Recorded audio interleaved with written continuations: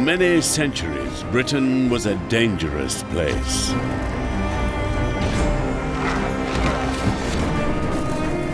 It was a magnet for the very worst kind of people. Jack the Ripper dominated the headlines, but he wasn't the only killer around. Murder was afoot. The fear of death was everywhere. But police had their work cut out to track the culprits down. In this series, we'll be investigating some of the country's most notorious and intriguing crimes. Female defendant. Sexual intrigue, vicious murder, as well as the latest technology, fed the nation's insatiable desire For gruesome stories of Britain's dark side.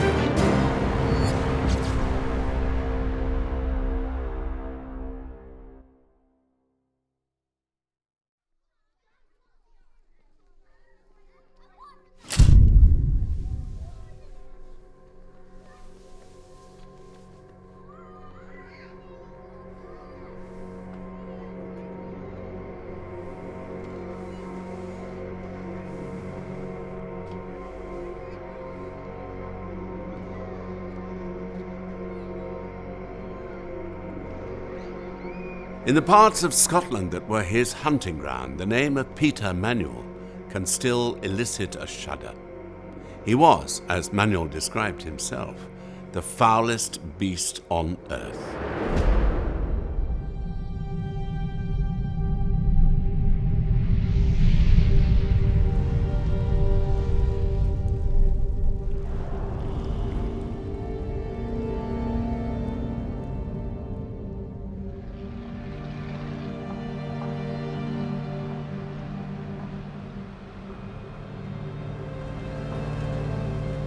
Scotland's largest city was once one of Europe's major ports. During the Victorian era, its population exploded due to its booming industries and abundance of jobs. The two world wars impacted greatly on this once magnificent metropolis, and by the 1950s, it was a city down on its luck.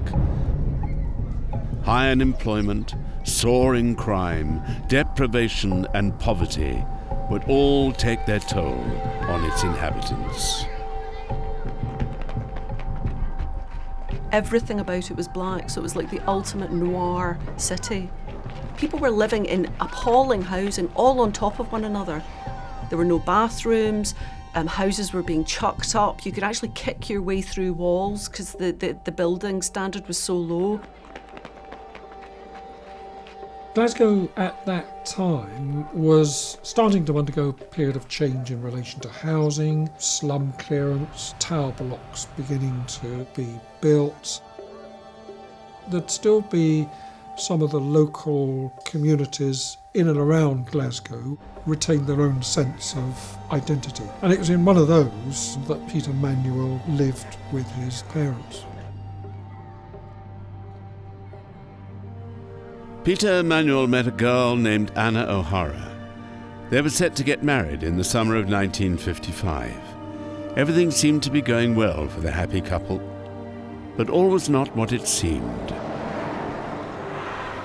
She was what's known as a clippy. She was a bus conductress. She and her mother were treated to the charming side of Peter's psychopathy. And he was very attentive, he was a complete gentleman. They were just about to get engaged, and she started to receive anonymous letters about Peter Manuel saying, "You don't know who you're engaged to.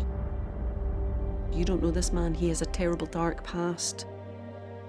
She wanted him to go to confession to make sure that he was on the road to respectability. And when he wouldn't do so, she refused to go through with the marriage. The engagement was called off, and it turns out that the letters were from Peter Manuel. And he said later about it that he didn't know why he had done that. And I think there was a spark of decency in Peter Manuel. He spent all his time amongst criminal types. You know, there's lots of stories about him carousing around Glasgow with wild people. But he said later he really liked that girl, and he maybe knew deep down that things were going to go really badly wrong and didn't want to implicate her in it. The same day that he was supposed to have got married, he takes his revenge. Late that evening, 29-year-old Mary McLachlan was making her way home from a dance. She had almost made it when Peter Manuel rushed out from the darkness and grabbed her. He had a knife and forced her over a barbed wire fence into a field. At knife point, he sexually assaulted her, but instead of killing her, he eventually let her go. Mary's screams for help were heard, however. The police were called, but despite searchers coming within yards of them, Manuel and Mary were undiscovered. He didn't kill Mary, however. Her terror had been enough to satisfy him. Eventually, he let her go. Her ordeal had lasted hours, and it was far from over. Mary went to the police, and Manuel was arrested. The charge of rape was brought against him. A date for the trial was set, and without formal training or actual knowledge of the legal system, Manuel decided to defend himself. Ladies and gentlemen of the jury, you've heard the fine words from my esteemed colleague from the prosecution. You've heard from my accuser, and you've heard from the police. Now, it's time for you to hear the truth.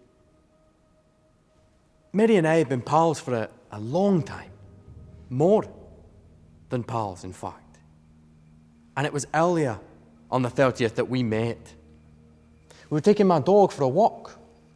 We had a wee lover's tiff. We scuffled, and she cut her lip. Now, I'm no proud of myself. And I said sorry, right away. And I say it again, to you, today. Mary, I am sorry.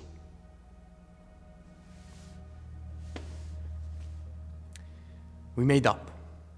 And I said, let's go and take a look at those snares, for rabbits. So we go to the field. Now, to get in, you have to clamber over some barbed wire. And she got another wee cut. She was really in the wars that night. Anyway, there were no rabbits.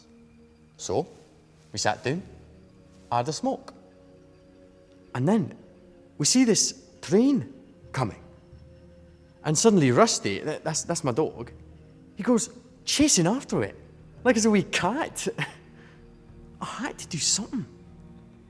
So I took out my knife, and I'm no denying I had it.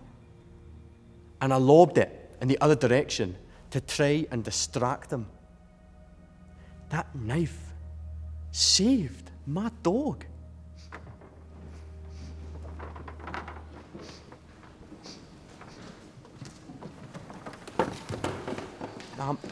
I'm no blaming Mary for this.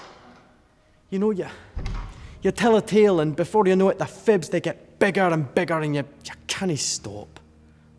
But I'm telling you, I did not do this. I think he chose to represent himself because he was arrogant.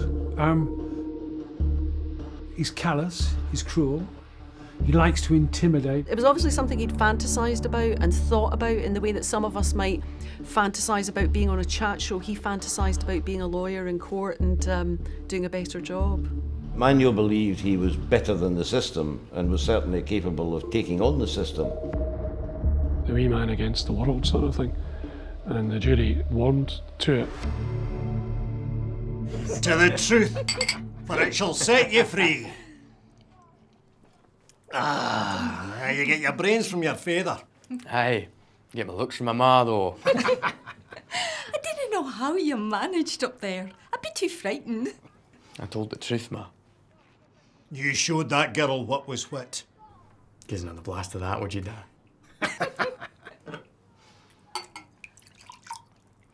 Go on, then. If ever I see that girl round here, I'll be giving her a piece of my mind. You can't slander the Manuels and get away with it. Cheers! Cheers. In his eyes, Manuel had proved his genius in court. He was not like other men. The rules did not apply to him. Nobody could stop him now.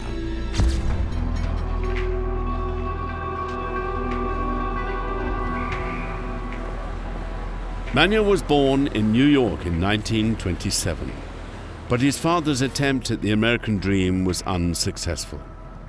The family moved back across the Atlantic when Manuel was just a child. They settled permanently near Glasgow in 1945.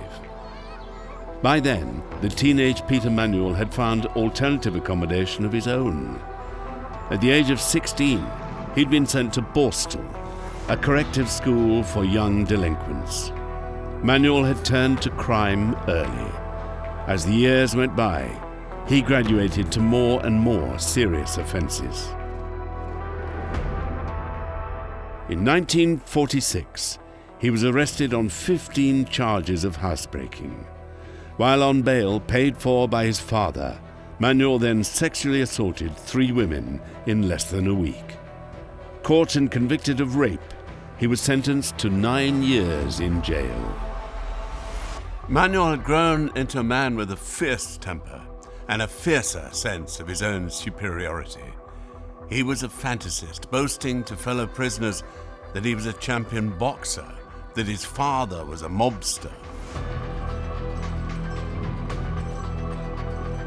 He had a lot of time to fantasise because he spent so much time sitting in cells. Manuel had gone to the American consul in Glasgow. He said he had something of grave importance to American national security. To his amazement, perhaps, they believed him. He was flown to Ruxton.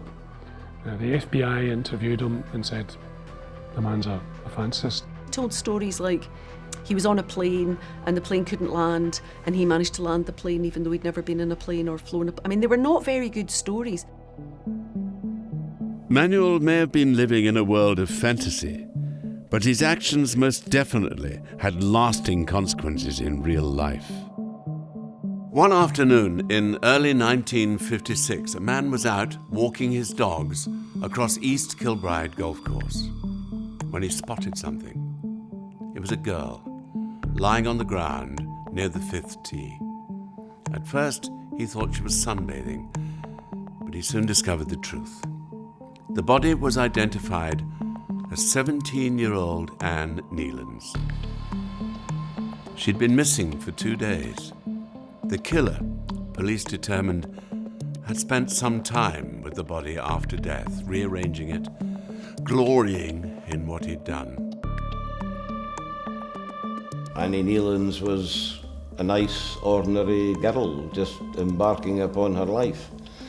And she happened to be in the wrong place at the wrong time. What we can trace from the forensics was she ran for a mile to get away from this person. She lost shoes. I mean, it must have been a frantic run. Part of his makeup is suggested that he likes inflicting the terror.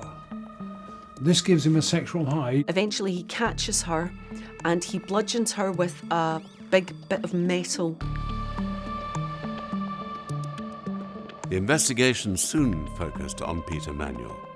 At the time of the murder, he was working with the gas board on a site next to the golf course. When police came asking for information, he made sure they remembered him, as if he was trying to cultivate suspicion. 10 days after the body was found, police interviewed Manuel at his work, and at the same time, other officers called in on the family home.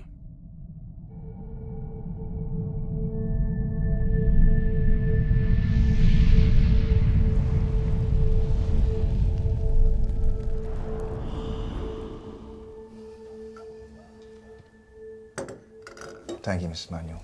So, what's all this about then?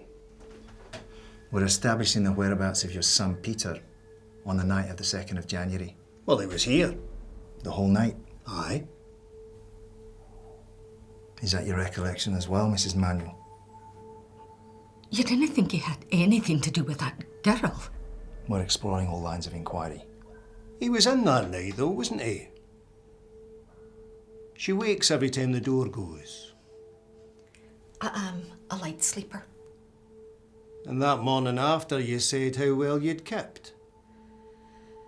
That's right. It's fortunate you have such a keen memory, Mr. Manuel. Aye, it is. Anne Nealon's parents drove past the golf course that night. They'll live knowing their daughter was dead or dying right there as they drove. I know you have a daughter. Don't you bring Teresa into this. I have a daughter myself, Mr. Manuel. We have to find the man who did this. Not my Peter. He's a good boy. Now you've heard her. Peter was here all night. There's your whereabouts for you. My colleagues will be in touch should we have any further questions. I'll see you out.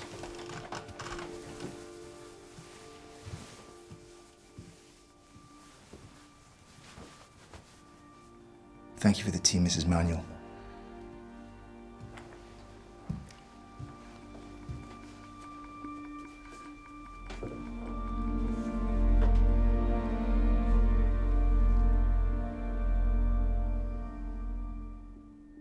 Naturally, they had some loyalty towards the son that they would have loved, despite his criminal conduct. Like a lot of people who commit appalling crimes, the last bastion of decency is you're loyal to your family. And it's really over-amplified. Manuel had long been obsessed with gangsters. He yearned for acceptance from the bigwigs of Glasgow's underworld. He knew the life stories of Dillinger and Capone and Babyface Nelson and people like that. And I think that gave him comfort because he was able to say, there are people in this world that I can identify with. He spent time with and sought out the company of people who would have in their day been recognised as significant criminal players. Very quickly, they came to realise that they couldn't trust Manuel. Being a mobster is about being part of a collective, and he was never ever part of a collective. He was flamboyant. He attracted attention. Now, the last thing any professional criminal wants is somebody who does grandstanding performances and draws attention to himself. In March 1956, he teamed up with another low-level criminal. Their plan was to rob the canteen of a nearby coal mine, but police were tipped off. Both men were arrested and bailed. A trial date was set for that October. In the next 6 months of freedom, Manuel would be busy. Over the summer, he committed a string of minor thefts and break-ins, but as his likely incarceration drew closer, Manuel became bolder.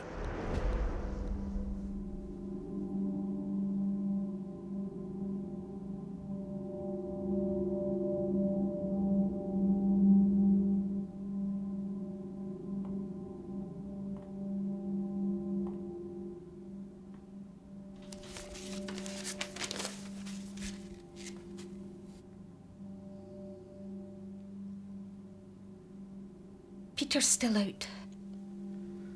Aye.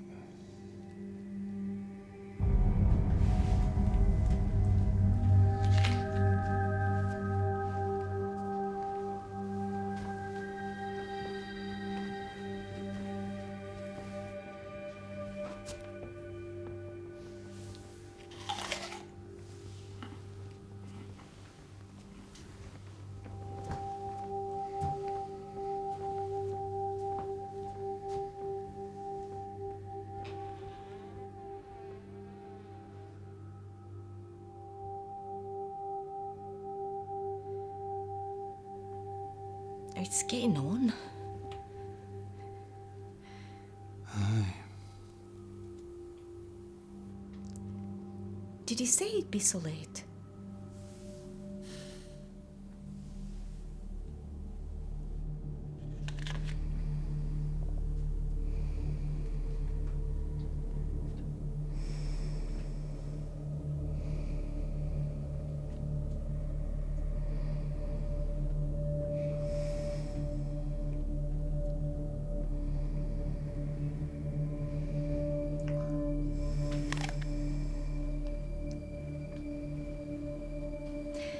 think I'll make up his bed for him.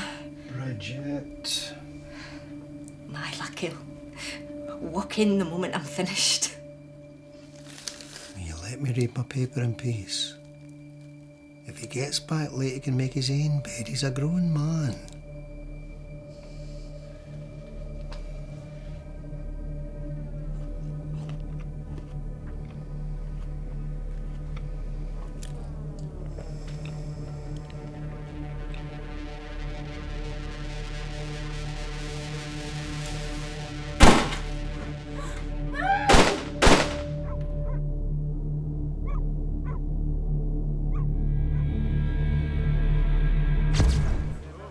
On the morning of September the 9th, 1956, Peter Manuel broke into the Watt home.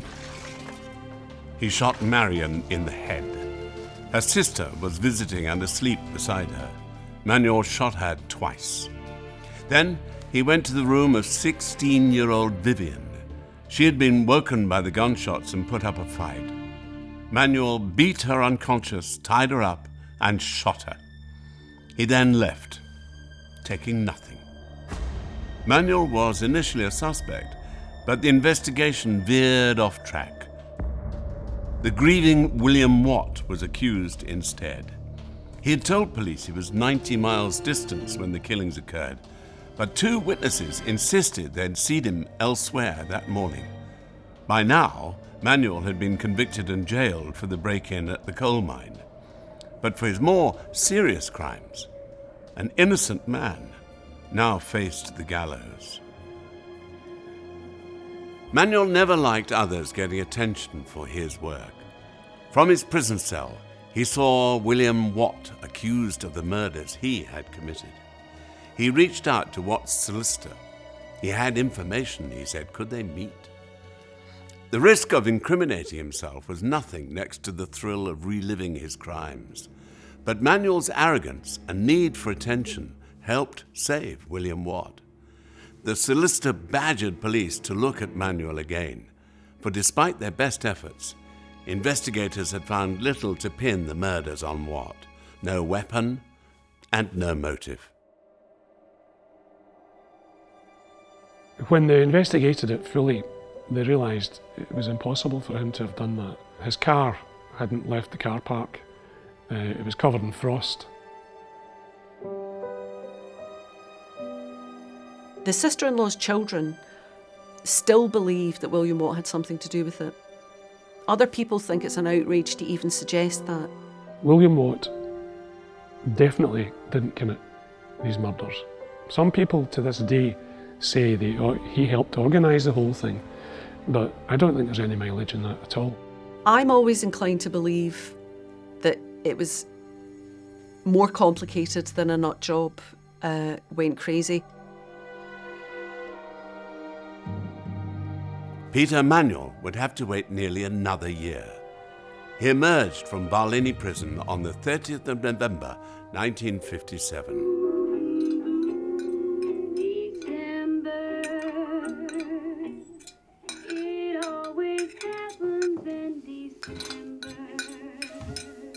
There's trifle left if you're still hungry. I'm sorry I didn't come to midnight mass, Ma.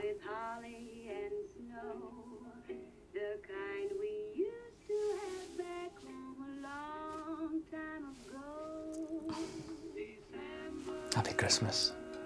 You didn't have to do that. What kind of son do you think I am? You'll come next year, won't you, to Mass? I promise. A scarf. Oh, it's beautiful. Thank you. You are a good boy. You are. His parents hoped he was a reformed man, still young enough to turn his life around. Those generous presents, however, were all things he'd stolen. And just 3 days after Christmas, Manuel killed again. 17-year-old Isabel Cook left her home at 6:45 p.m. on the 28th of December 1957. Within minutes, she was dead. Peter Manuel had returned to the scene of one of his earliest crimes. In March 1946, he'd attacked a young mother out walking with her child. Now, in the darkness of the same footpath, he killed Isabel. This is what arouses him. The stalk, the chase, the rape, the kill. It's all part of that violent behaviour. He didn't like to stray too far from home. He liked to be in areas that he was familiar with, comfortable with. Whether that was because he felt he could go there and leave with a better chance of avoiding sight or avoiding capture, that would be guesswork. But all along, Manuel repeated what he did. I think he chose the same location. It's a sort of almost like a shout of triumph. I did it once here before, I can do it here again. To the agony of her parents, her body would not be found for almost 3 weeks. In the meantime, her killer would strike again.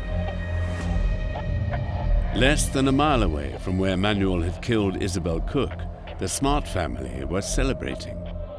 After sending their 10-year-old son to bed, Peter and Doris Smart had seen in the new year with the customary whiskey. At around 2:30 a.m., neighbours saw them switch off the lights.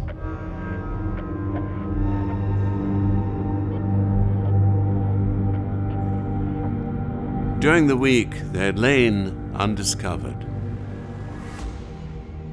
Manuel had returned repeatedly to the house. He had eaten their food, slept on their couch, and fed their pet cat. Stealing the family's car, he even felt confident enough to stop and give a policeman a lift. How clever Manuel must have felt. How invincible. This time, however, he had made a mistake.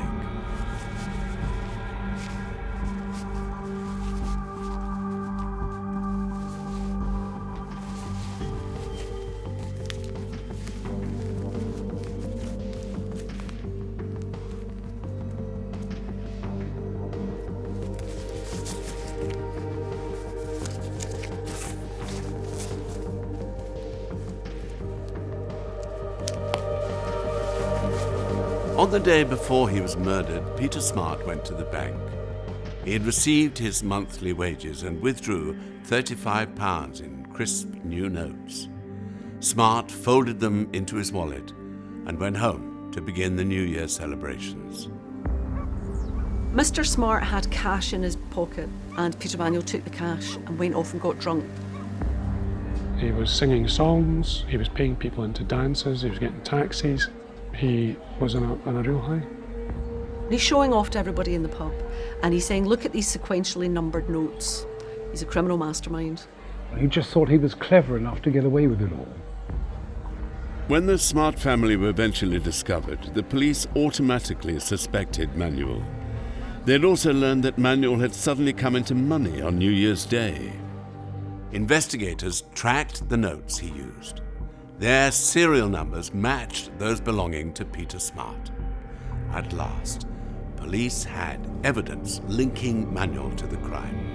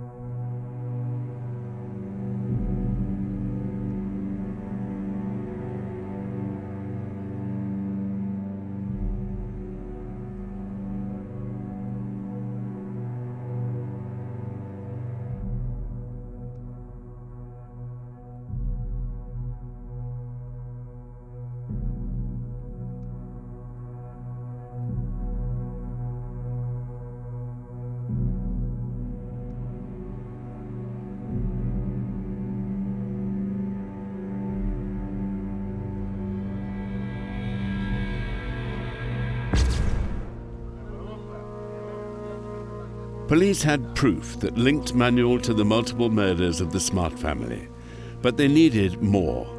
Many hours were spent following leads and looking for further, more incriminating evidence. I don't think there's any doubt that in the police inquiry, although they were pretty sure by this time, the one thing the police could not afford was for Manuel to walk. That would have been fairly catastrophic. The police go to the house and search the house, and they find a pair of gloves that have been stolen, and they say to Mr. Manuel, "Are these your gloves?" And he basically muddies the answer. At that point, they had a case against Samuel on the basis of recent possession in criminative circumstances, raises a presumption in law that he was responsible for stealing them in the first place or breaking in.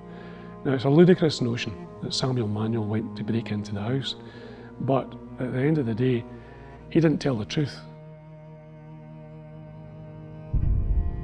Police, of course, would later deny Samuel's arrest was in any way intended to put pressure on his son, but it's difficult to see any other rationale behind it. And it worked. Manuel agreed to talk, on one condition. Police had made a deal with Peter. If he were to confess to the murders, his father would be set free.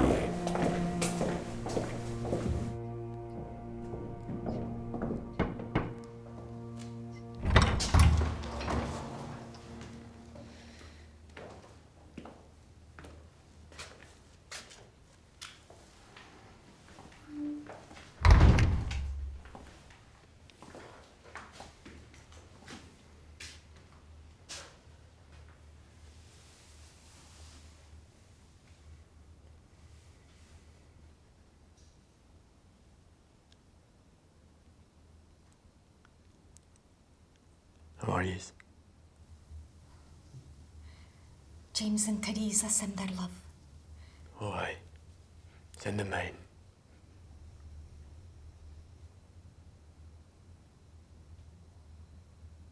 You all right there? I'm fine. Has he been released? Not yet. May will be. Depends on you, Peter. He better not lose his job over this carry on. My dad's one of the finest men at the gasworks. Can you say a word, son? I'll be fine. You wanted to speak to your mother?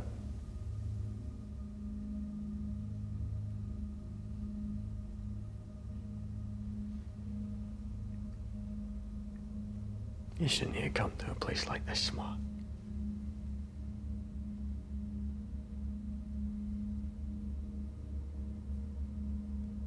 Hey, he'll no be telling yous a thing. Samuel. Coercion, that's what this is. I'll be talking to my solicitors.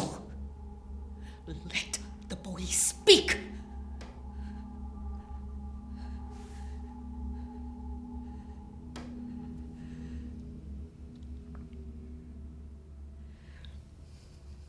I know 'tisn't easy for you, telling us things. Maybe we've not always wanted to listen. But I'm here now.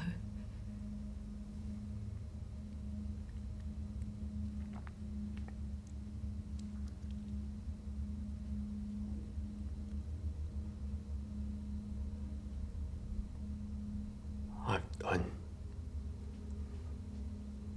some terrible things. I killed that girl in East Kilbride. And Isabel Cake. I shot the women in the house. All three of them. The wards.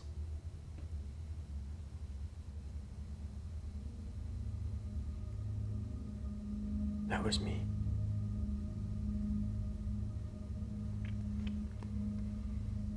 And the family with the wee boy on New Year.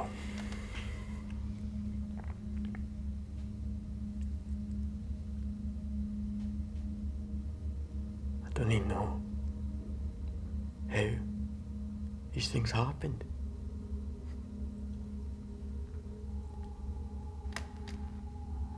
Don't you know why I do it?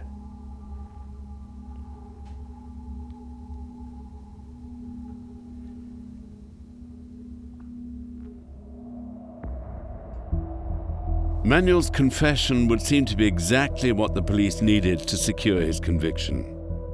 After having time to contemplate his position, Manuel decided he would try and utilize the police tactics against them at the trial, alleging it was unlawful pressure that lay behind his confession. It was a high-stakes gamble. Lose, and he would hang. And Manuel wasn't done gambling yet. His trial began in Glasgow that May, but with the eyes of the nation on that court, Manuel couldn't resist seizing the focus. He sacked his lawyers. Once again, he would conduct his own defense.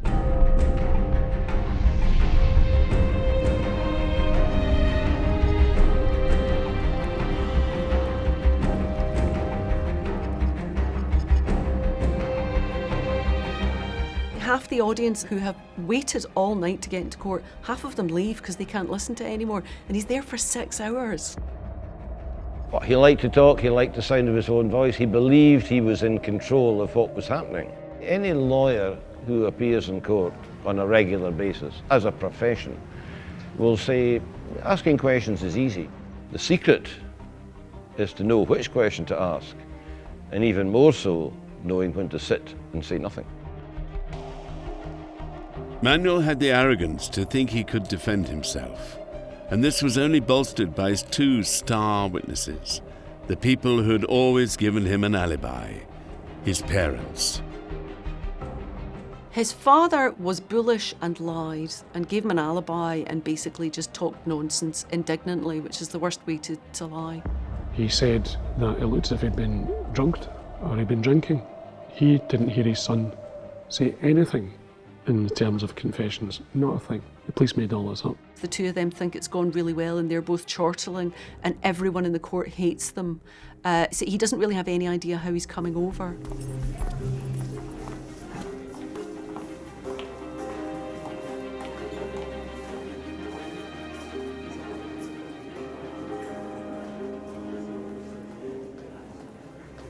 I swear by Almighty God that I will tell the truth, the whole truth, and nothing but the truth.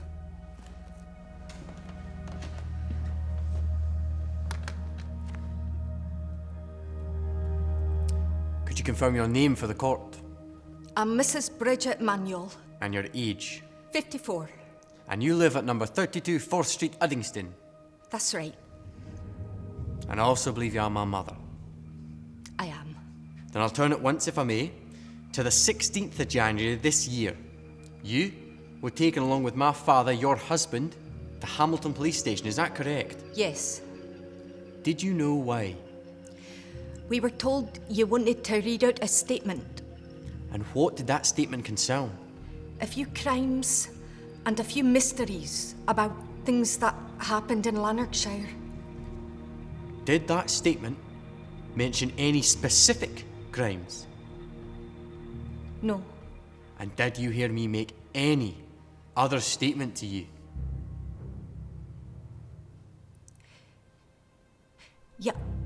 You asked if we were all right. And that was all.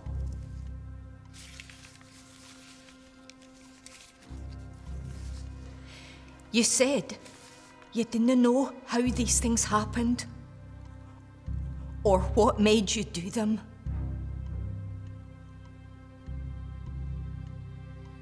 What makes you think I said that? I heard you. Could it not have been one of the police you heard? I thought I heard you. But it could have been. Was it not one of the police you heard? I thought it was you. That's what I'm trying to get at. Is it a fact that you think you heard me say it, or that I did say it? I don't know. Did you definitively and plainly hear me say, I don't know what makes me do these things? I heard you say it, Peter.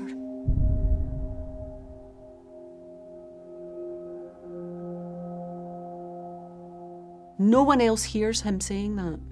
The father never ever gives evidence that he said that. The cops don't say that he said that. So is Mrs. Manuel making it up under oath because she feels that she has to protect people from her son? It's a really fascinating conflict. I've never seen anything to suggest that she was other than at heart a decent woman, and must have been terribly torn by this desire to do something to help her son, and the realisation that he actually was beyond any kind of help that she could give. She'd taken an oath on the Bible. Her loyalty really was to decency and telling the truth. Simply as a human being, you might think your children had strayed, you might think they had done things that were wrong, but if your son or daughter sat in front of you and confessed to that kind of a crime, how would you react?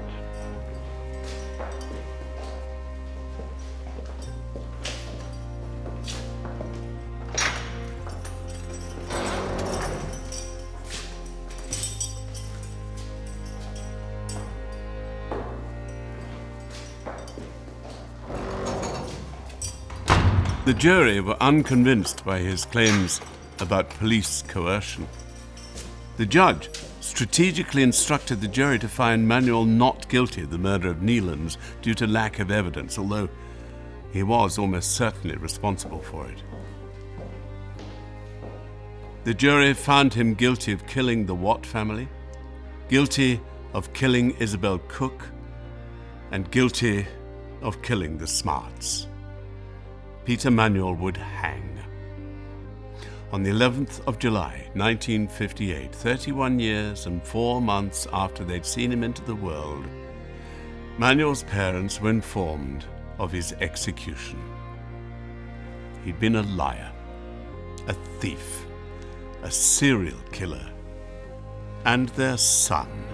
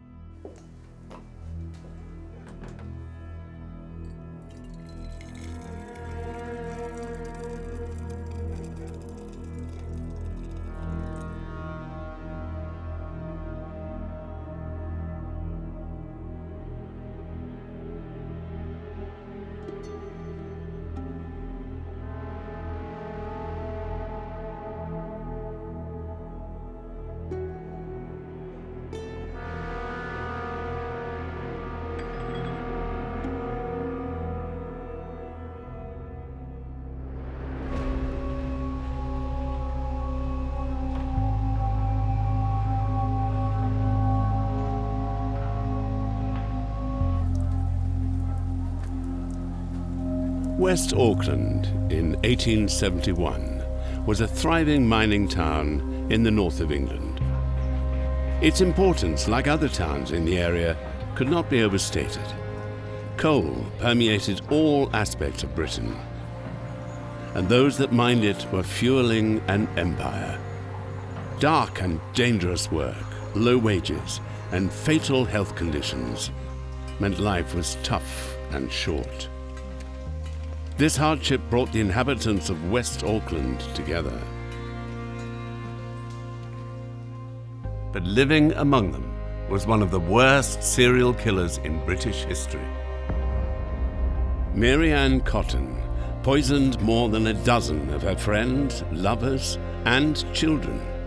A murderer who escaped justice for decades, until the efforts of one man brought her terrible crimes to light.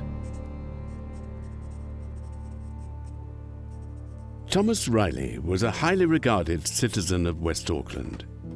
He and his wife Margaret were landowners, grocers, and Thomas was also the deputy coroner. He was the overseer of poor relief in West Auckland and was in charge of admissions into the local workhouse. Workhouses in England provided a home and employment for the destitute. But conditions there were often harsh. By the 1870s, the workhouse had become a dreaded institution.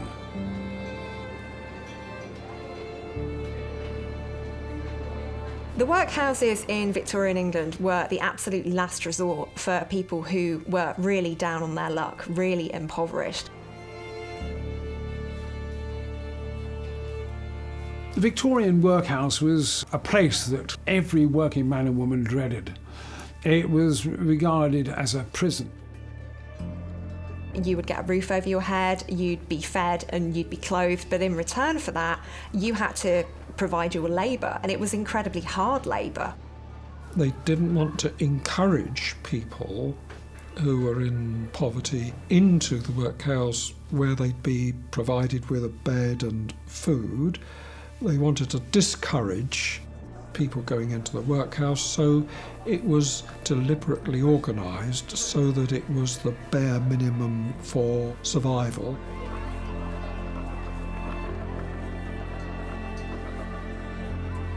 Conditions there were often harsh.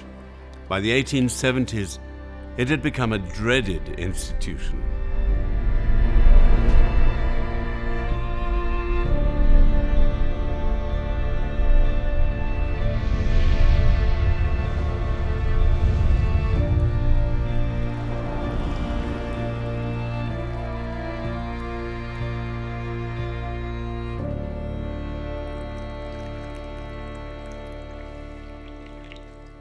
Thank you, Mrs. Cotton.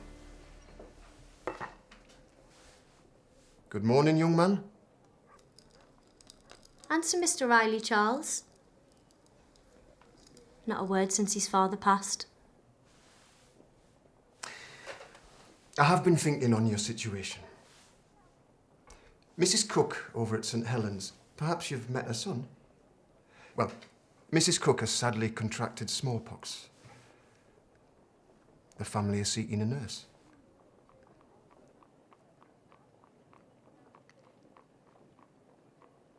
Forgive me, sir.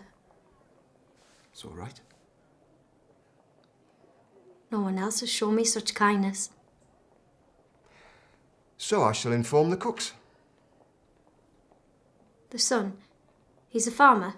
Aye, and a good one too. You can take the boy with you, of course. Of course. Only the care of a child is an occupation in itself. If I'm to say proper to Mrs. Cook, I can hardly be looking after the boy. He has no other family? An uncle down south. I wrote, but his own flesh and blood. I'd asked the neighbours, but they'd mouths of their own to feed. Could he not be taken into the care of the parish? The workhouse? I know of the rules. We do not take unaccompanied children, Mrs. Cotton. An exception, though? On account of poor Mrs. Cook? It's the board's position. Mr. Riley, are you telling me, if you went to that workhouse and said, take this boy, care for this boy, they wouldn't do what you say? A man of your standing? It's a kindness I wouldn't forget. I'm sorry, Mrs. Cotton.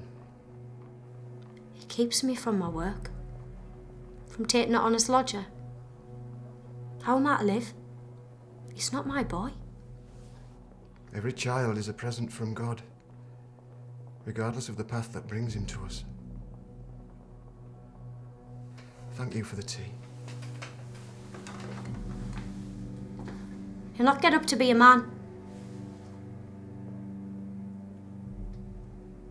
The Cottons, they're all of them sickly. He won't be long.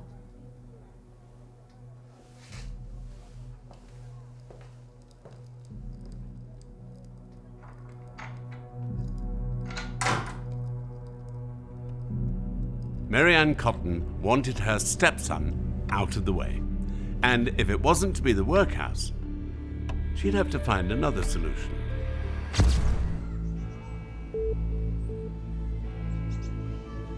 Mary Ann Cotton was born in County Durham in 1832. The Industrial Revolution was underway. In the northeast of England, coal mining was transforming the landscape and people's lives as well.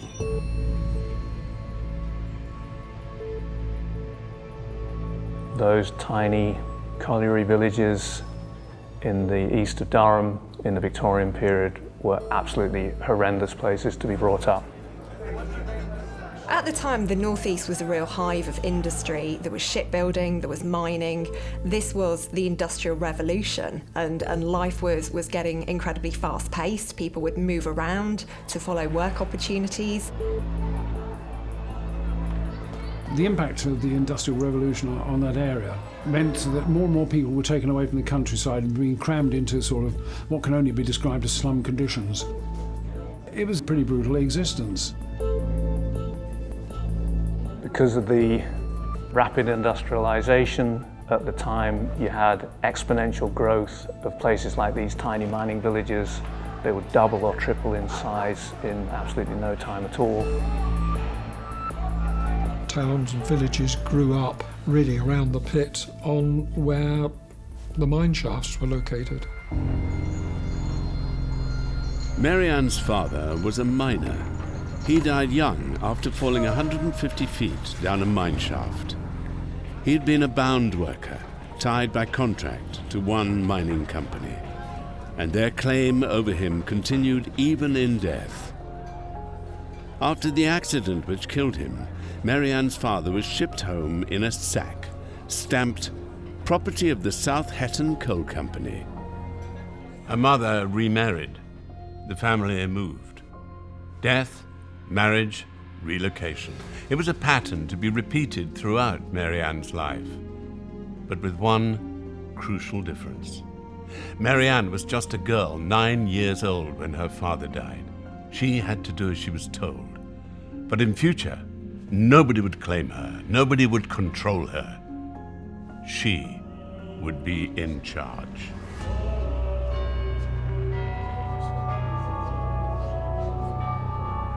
Mary Ann first married at the age of 19. Her husband was a man named William Mowbray. Mary Ann was already pregnant, and the couple had a discreet wedding 20 miles from home. Perhaps eager to escape village gossip more permanently, they then moved to Cornwall.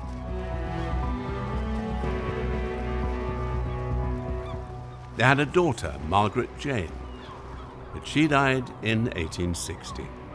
Further children followed, 2 more girls and a boy. None would live long, nor would Mary Ann's husband. William Mowbray had been working on a steamship, but fell suddenly ill while on leave. He died at home in January 1865. Typhus fever was blamed.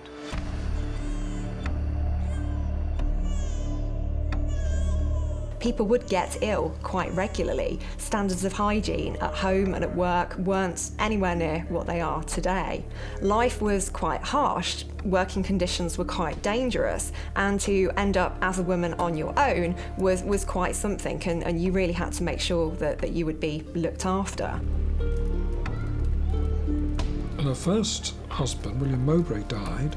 Mary Cotton received about £35. Now, add on another couple of noughts for modern days, that's £3,500, so quite a significant sum, which would have made quite a lot of difference. Life insurance was reasonably common at that time, but there is an exception in that the insurance industry does not generally insure children, particularly young children. The government became suspicious that people would be putting life insurance on their tiny children and then killing their children to get the life insurance money. There was some concerns amongst the middle classes, looking at some of the behaviour of the working classes around life insurance. So much so that in 1850, there were limits placed on the amount that you could insure children under the age of 3.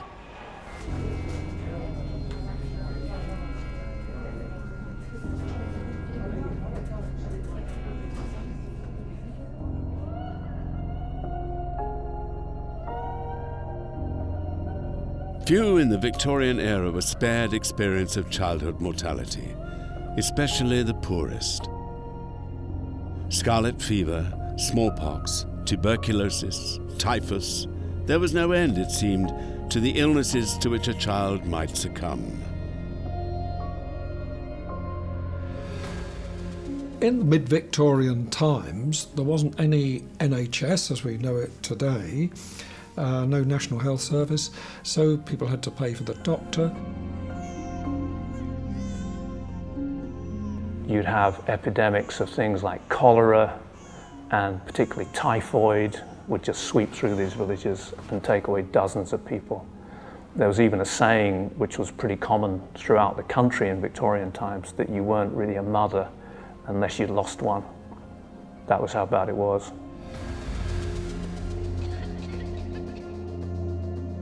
Doctors were often overworked and underqualified. All too often, where their treatments weren't useless, they were deadly. Their patients were always coming and going, in search of work, a fresh start, or perhaps just to forget past troubles. In those days, you didn't have to travel far and you could disappear. You could start again. They were the perfect conditions for a serial killer. Settling in Sunderland, Mary Ann found work as a nurse at the city's infirmary. It was there she met a patient named George Ward. After his recovery, the couple married. It was less than 7 months after the death of Mary Ann's first husband. George, however, proved a disappointment. He described himself as an engineer, but was probably just another stoker on a steamship. He was soon too ill to work, suffering with frequent paralysis. He relied solely on his new wife. It was a burden Mary Ann could do without. A year on from the wedding, George died. 3 doctors had been consulted. Each was baffled by the young man's ongoing sickness and surprised at how quickly the end came. Nevertheless, Mary Ann escaped suspicion. Cholera and typhoid fever were blamed instead. Once again, Mary Ann pocketed the insurance money. But that was nothing compared to the thrill of getting away with murder. She had outwitted not 1, but 3 medical men. How powerful she must have felt. But as the years went by, it was no longer enough to enjoy this superiority in secret. She had to flaunt it. She began openly predicting the deaths she would cause.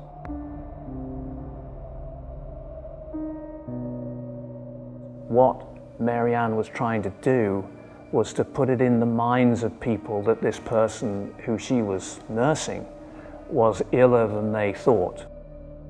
It's said that some serial killers want to be caught, but I don't think it's so much that they want to be caught and apprehended. It's the recognition that they want. They want the reward for actually doing the terrible things that they've been doing. They've probably been seeing the case in the newspapers, they've probably been hearing about gossip in the local community, and they feel quite smug that they're the one that's behind this. And I think sometimes that need for recognition will often lead to their downfall. Having poisoned so many of her husbands and children, and people might think, well, perhaps she thought that she was untouchable and she'd never be convicted.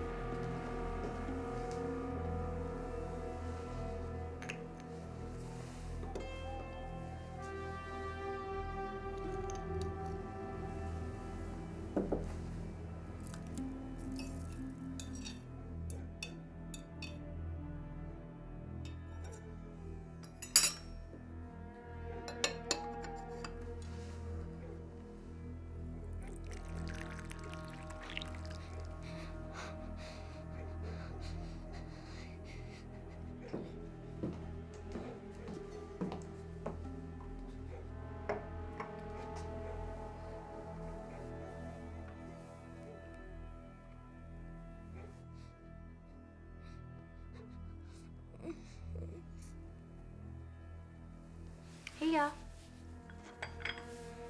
Sit up a bit.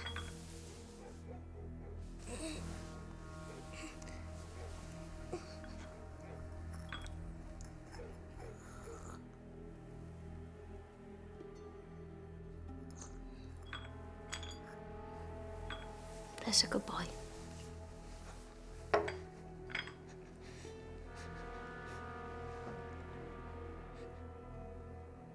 Better soon.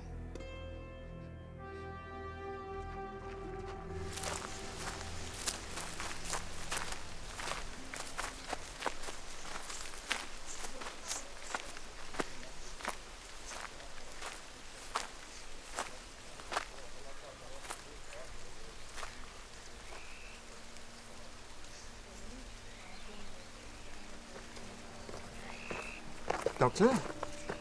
The cotton boy. Gastric fever.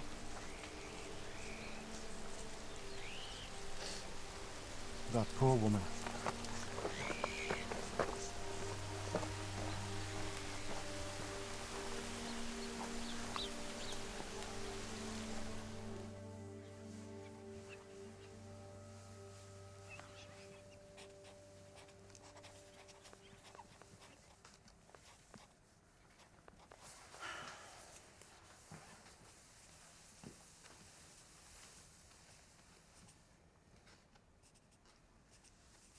It was not your fault.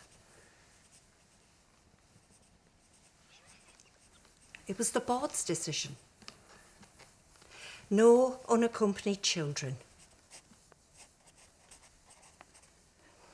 And a sickness like that, it would have taken him in the workhouse just as quick as at home. Nobody could have predicted this.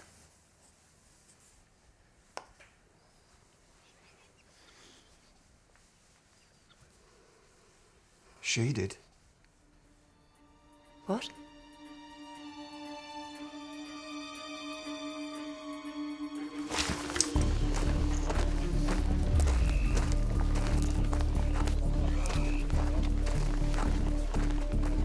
Doctor! Dr. Kilburn! I must speak with you.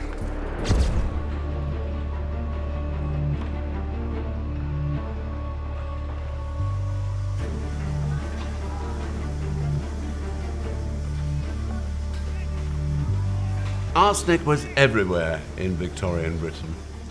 It was used to make soap and medicine, cosmetics and wallpaper.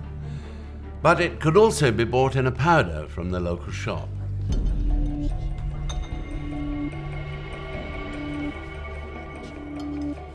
I'd compare it to bleach today.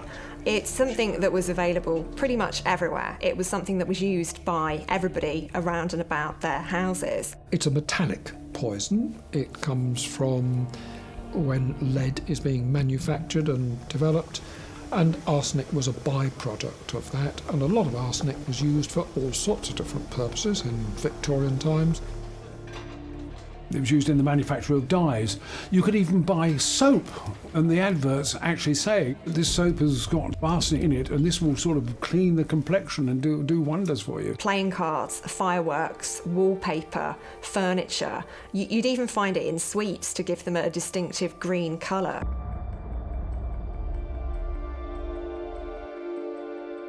With neither taste nor odour to raise suspicion, arsenic was the perfect poison. In large doses, it killed quickly. Smaller amounts prolonged the agony. Either way, its effects could easily be mistaken for other maladies common to the era. It wasn't just Mary Ann Cotton who found the poison useful for dispatching unwanted husbands. In 1889, Florence Maybrick was faced with divorce and ruin when suddenly her husband became ill and died. She was charged for murder when traces of arsenic were found in his body. It was discovered that she'd been soaking flypaper in water to extract the arsenic, which she claimed was for cosmetic purposes. She was sentenced to death, but this was commuted to life imprisonment when it was found that the cause of death was self-medicated strychnine by James himself. She escaped the death penalty and was released in 1904. In the mid-19th century, however, the government began to crack down. Sales of arsenic were restricted, and new chemical tests were devised that could detect its presence in dead bodies. Arsenic's reign as poison of choice was coming to an end. With her heinous acts going undetected and her victims safely buried, Mary Ann would move on to a new town for a fresh start, as she had so many times before. Working class life during this period meant that you could quite easily wipe the slate clean and just go and start again in another town or another city. Communities tended to be smaller, closer knit, and you wouldn't necessarily know about people from other communities, so it would be quite possible for Mary Cotton to move from community to community, and for her story and perhaps suspicions not to catch up with her. James Robinson was a Sunderland shipwright who had recently lost his wife. With 5 children under 10, he needed help raising his family, so he placed an advertisement for a housekeeper. It was answered by Mary Ann. Shortly before Christmas 1866, she moved into the Robinson household. By the following April, all the Robinson children were dead. Their father found a source of comfort in his grief, and Mary Ann was soon pregnant. Robinson was a decent man and did the decent thing. He proposed. Marriage to Robinson would be a step up in the world for Mary Ann. She would not let anything get in the way. During the courtship, her mother fell ill. Mary Ann was called upon as nurse. The poor woman died within days of Mary Ann's arrival. The future Mrs. Robinson was free to return to Sunderland. 3 months after the wedding, Mary Ann gave birth to a baby girl, but by then, Mary Ann had what she wanted. The child was no longer needed. She died of convulsions within weeks. Death seemed to follow wherever Mary Ann went. Perhaps some were natural, it's hard to be certain.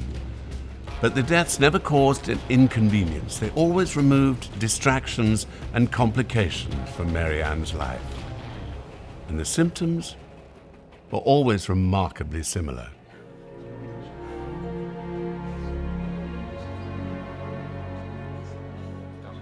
There is nausea, there are great stomach pains, horrendous diarrhea, and tremendous thirst. Other symptoms would include headache, confusion, sickness.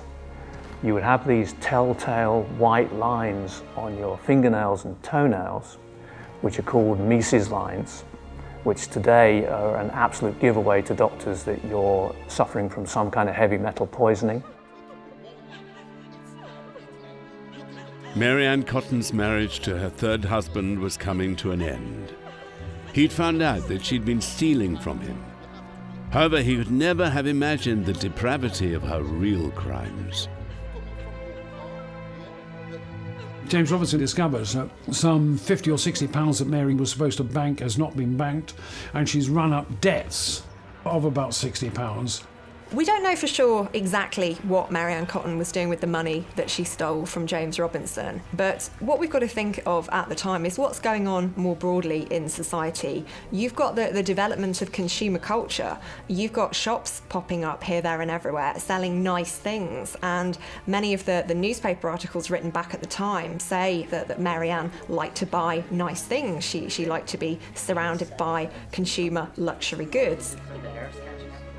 Married couples tend to argue about money, and if it's fairly obvious that your new wife has been stealing money from you, then that's going to be a source of tension at the very least. He's expecting that there's around about £21 in his bank account, but actually there was only 22 shillings. And that wasn't the extent of her criminality, essentially. She was pawning household items like furniture and like clothing as well. So she really was bleeding this man dry. Robinson threw Mary Ann out. It probably saved his life. Mary Ann had been trying to convince him to take out life insurance. It was obvious what she had planned.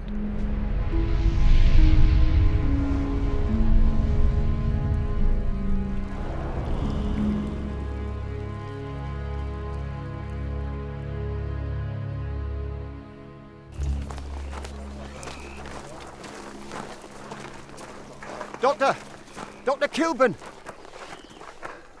I must speak with you. Mrs. Riley's not taken sick, I hope. This concerns Master Cotton. You treated the boy.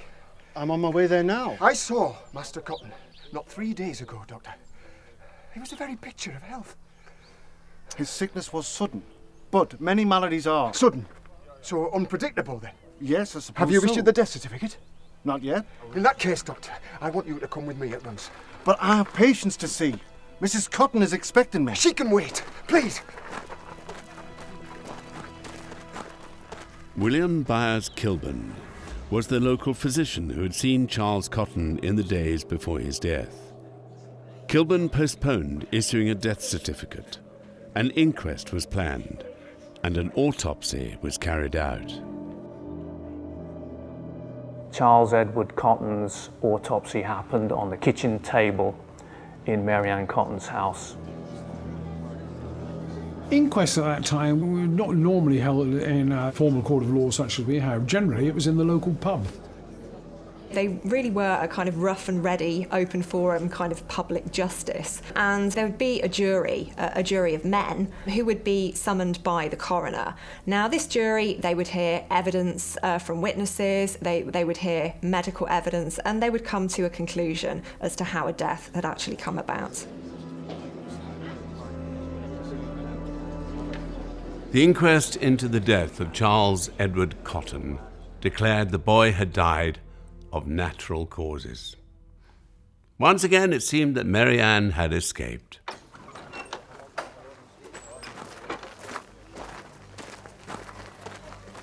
Mr. Riley? Mr. Riley? Mrs. Cotton. I just wanted you to know I bear you no ill will. My concern was only ever for the boy. May he rest in peace. And raise in glory. Good day, Mrs. Cotton. The parish will do its duty, though, and pay for the funeral. Master Cotton shall not burden you any further. I'm just a penniless widow, Mr. Riley. We can't all afford grand memorials. This funeral will be paid for from the rates, with all the proper dignity that boy deserves.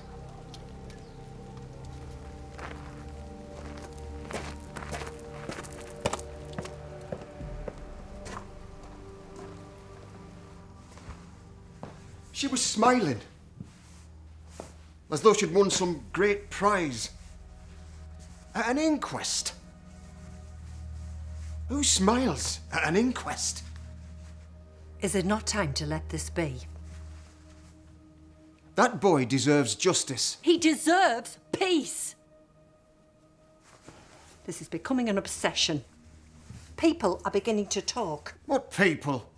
They're saying you forced a grieving mother to face an inquest, to have a son cut up right in front of her on the kitchen table. He wasn't her son, and she made that very clear. We've had half our usual custom, Thomas. It's a lull. We'll ride it out. But for how long? People remember. Might Thomas Riley be coming after me next time? We've all of us lost one. And you don't want to be going back down the pit. Not at your age. We're closed. That's her. Thomas. Good evening, Mrs. Riley. Mrs. Cotton killed that boy, Margaret. Dr. Kilburn's here to help me prove it.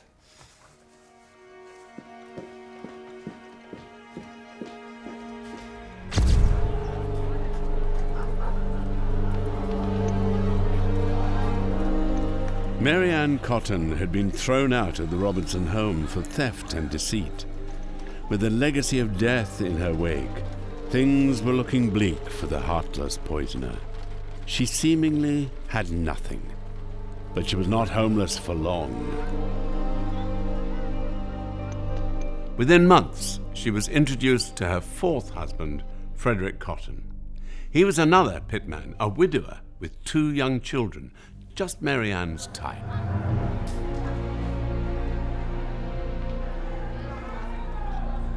He needed somebody to look after the 2 children. She was destitute and looking for a man to move in with so that she could survive, because otherwise she'd have been on the streets. It's very, very difficult for a woman on your own to survive in Victorian England. It's very difficult to have any money, to have any employment that's going to allow you to stand on your own 2 feet. This was a very sexist society, Victorian England. If you didn't have a man, a husband, you had very low status. With him, I think she saw a chance to get married again, settle down again, establish herself again.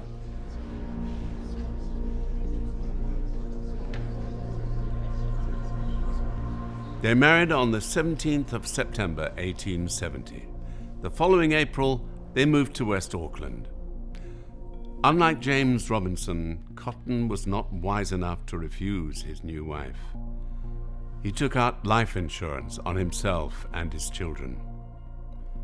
Within a year, they were all dead.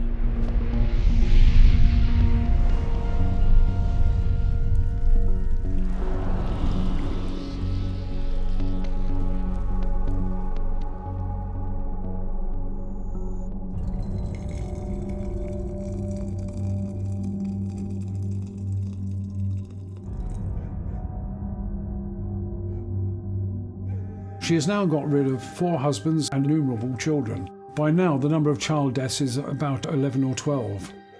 Looking at child homicide in the 19th century, it wasn't as rare as we might think. It certainly isn't as rare as it is today. These people were having these lives that were so difficult and so tragic that actually another mouth to feed would plunge them further into poverty. But for Mary Ann, killing her children was nothing like this. That was not the reason why she killed her children. She killed her children because they were an inconvenience for her. Mary Ann already had her eye on husband number 5, an excise officer named Richard Quickman. Rumours in the village whispered she was already pregnant with his child. But there would be no wedding. Have you performed this test before, Doctor? I've seen it done, or explained at any rate, and I have read on it. The boy's stomach. The Reinsch test is a simple chemical procedure. The sample to be tested is dissolved in a solution of hydrochloric acid. A strip of copper is then inserted and observed. If it gains a dark coating, it indicates the presence of arsenic. That was the test Dr. William Kilburn administered in West Auckland on the 17th of July, 1872.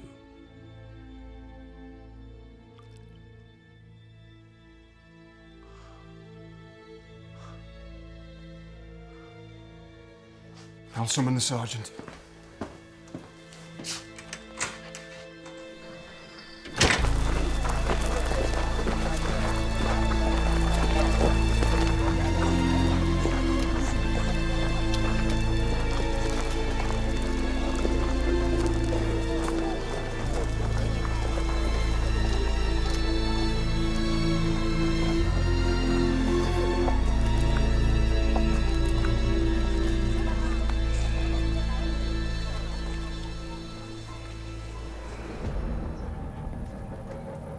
Mary Ann was remanded into the custody of Durham Jail while investigations continued.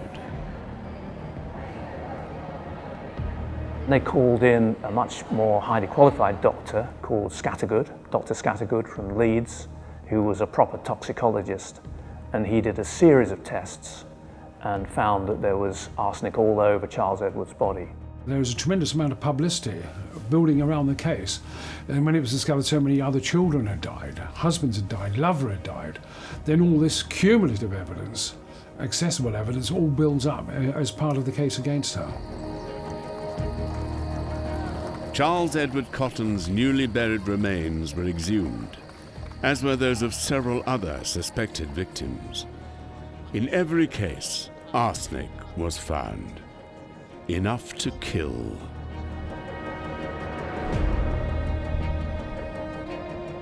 Marianne was put on trial for the murder of Charles Edward Cotton. She insisted on her innocence. Her barrister suggested any poisoning had been accidental, caused by tainted medicine, the home's green wallpaper, or the soap used to clean the beds. But once the jury heard evidence of Marianne's past, of the deaths that followed everywhere she went, any doubts evaporated. Nobody ever expected a woman to do this kind of thing. This goes against all of our expectations of who women are and how they should behave in Victorian England. They're the carers, they're the nurturers. Another reason why, because she's not in the limelight, that people don't notice her. She's always the nurse, she's the dressmaker, she's the stepmother looking after the children. By the time she'd killed possibly 4 or 5 people, she was so expert, she knew how to conceal it. She chose to create and destroy multiple manifestations of the family, that one institution that constrained her. She had in her mind a kind of ideal life that she wanted to live. As a wealthy woman who didn't have to do any work, in a big house. Essentially what we're looking at here is somebody who's killing as an emancipatory effort, albeit a dysfunctional and antisocial one. She's the one who's in control in the institution that is essentially deciding on how she lives her life. With the knowledge that she'd killed over a dozen people, possibly more over time, the jury had no sympathy for this cold-hearted killer. After retiring for 90 minutes, they returned with their verdict. Marianne Cotton was found guilty. On the 24th of March, 1873, she was hanged at Durham County Jail. The executioner was an elderly man notorious for incompetently using the short drop.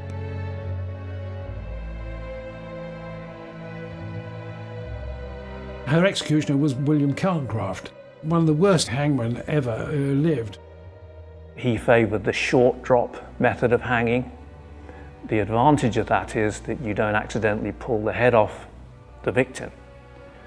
That was good from the point of view of the hangman because it meant that the clothes of the victim were not covered in blood, and traditionally these clothes were inherited by the hangman, who would then sell them off as souvenirs. With Marianne Cotton, he gave an even shorter drop than usual. It was only a 2-foot drop, which meant that her head and shoulders were still above the trapdoor. He couldn't go underneath and swing on the legs, and so he reached over and pushed down on the shoulders to strangle her. And from the convulsions, she lasted about 3 minutes before eventually she lost consciousness.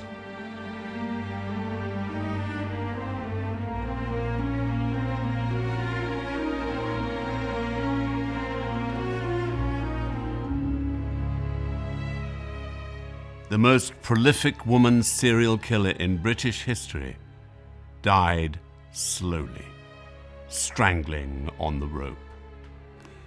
It was a kinder end than Marianne Cotton gave to her victims.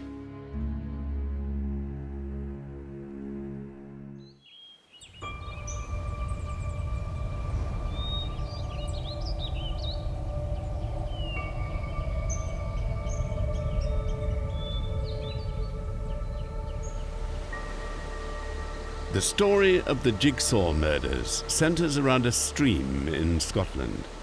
Gardenholm Lynn, it is called.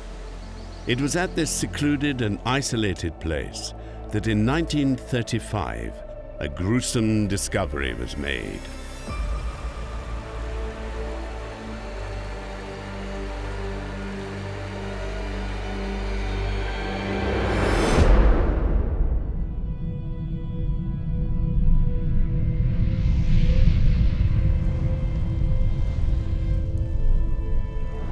But the story begins in Lancaster, the county town of Lancashire, situated in the northwest of England.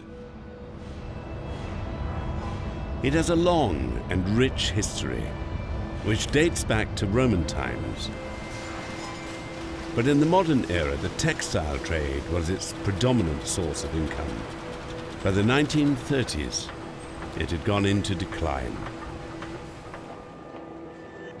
Nevertheless, the town was still populated with a strong, working-class community.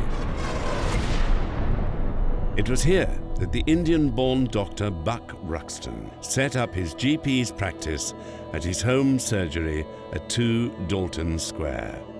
He was young, intelligent, and well regarded by the town's population. The GPs were pillars of the local community. It's before the days of the NHS, so doctors charged for their services and for the medicines they dispensed, and by all accounts he was well regarded because when people couldn't afford the doctor he didn't make charges. Lancaster, with a strong working class community, is what suits Buck Ruxton. Working class patients are going to be grateful for a doctor and are not going to say, yes, but you're not white British. We don't want you.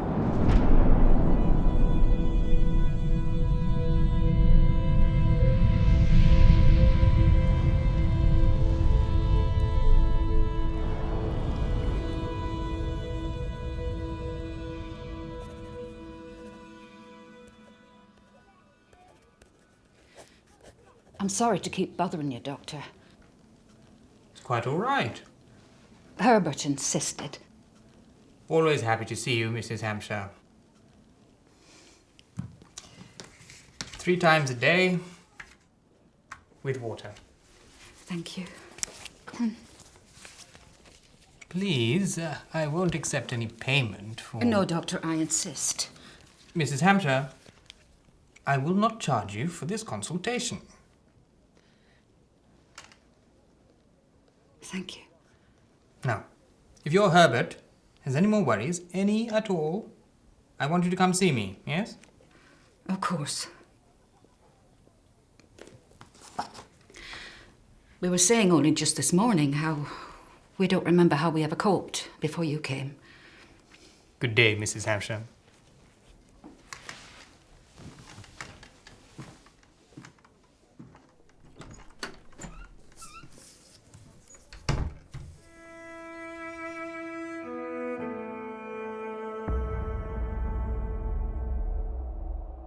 Ruxton was a family man, living with his wife, Isabella, and 3 children, along with their housemaid, Mary Jane Rogerson.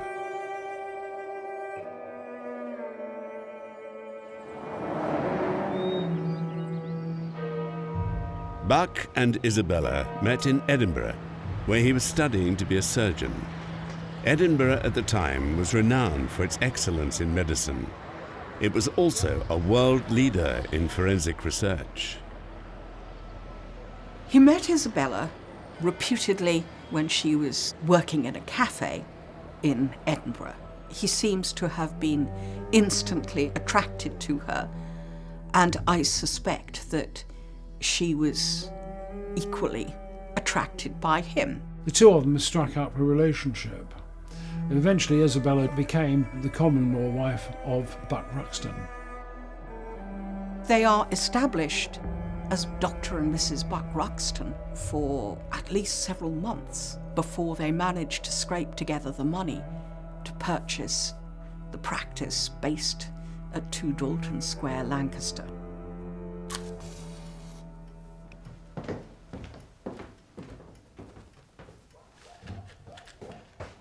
Very kind, doing all of this for Mrs. Ruxton. That'll do, Mary. I'll go up then, looking on the children. Thank you.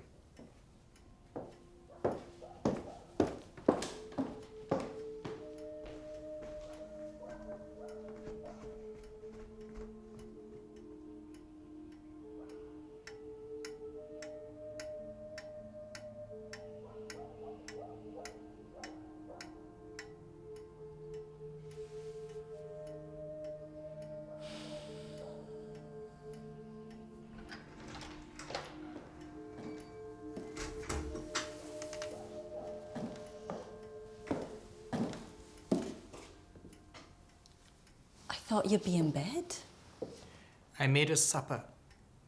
There's bread and butter, cake, I've eaten, Bonnie.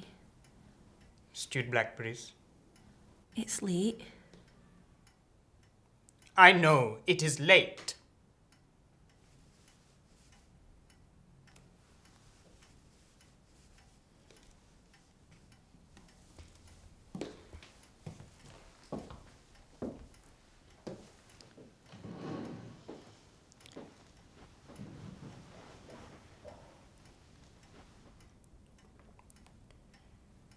How were the illuminations? It was a bit cold. Then Jeannie wanted to talk. You know how she is.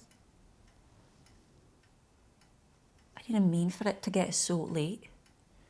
I have barely seen you this week. I'm home now.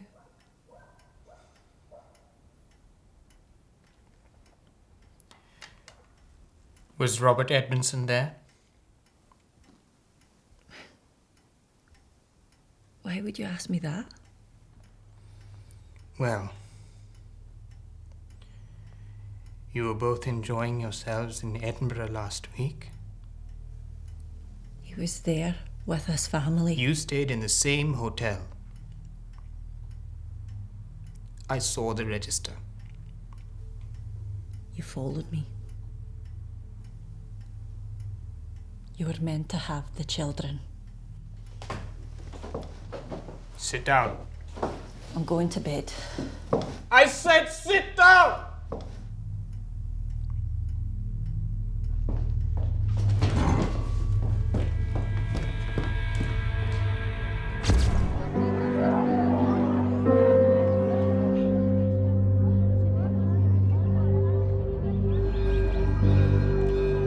Buck Ruxton was born Bakhtiar Hakim in Mumbai, then known as Bombay in 1899. India at the time was under the rule of the British Raj. It was a country stricken with poverty and had witnessed great famine and outbreaks of plague and cholera. He was from a tight-knit community that placed a strong emphasis on a good education. He would have grown up learning English from an early age. Luckily for Ruxton, he was a bright, academic boy and was encouraged to study medicine. An arranged marriage followed, but he realized that his profession could be his way out of India. He was accepted into the Indian Medical Service, and this allowed him to move to Iraq before moving to London in 1926, where he was decommissioned and decided to settle. After London, he relocated to Edinburgh to study to be a fellow at the Royal College of Surgeons. He changed his name to Buck Hakim and then finally to Buck Ruxton. He was untraceable to his family and also to his wife in India, for his affection lay elsewhere. Or so it seemed. Life between Buck Ruxton and Isabella wasn't smooth. There would be times when Isabella actually left the marital home for a while. So I think you could probably say that their relationship was stormy. On one occasion he said, whoever chastises the most loves the most. And certainly he did chastise sort of Isabella. They seem to have had numerous fights. Whereas now we might expect the police to intervene, to consider whether or not Isabella was a battered wife, a wife in danger. There was none of that in interwar years.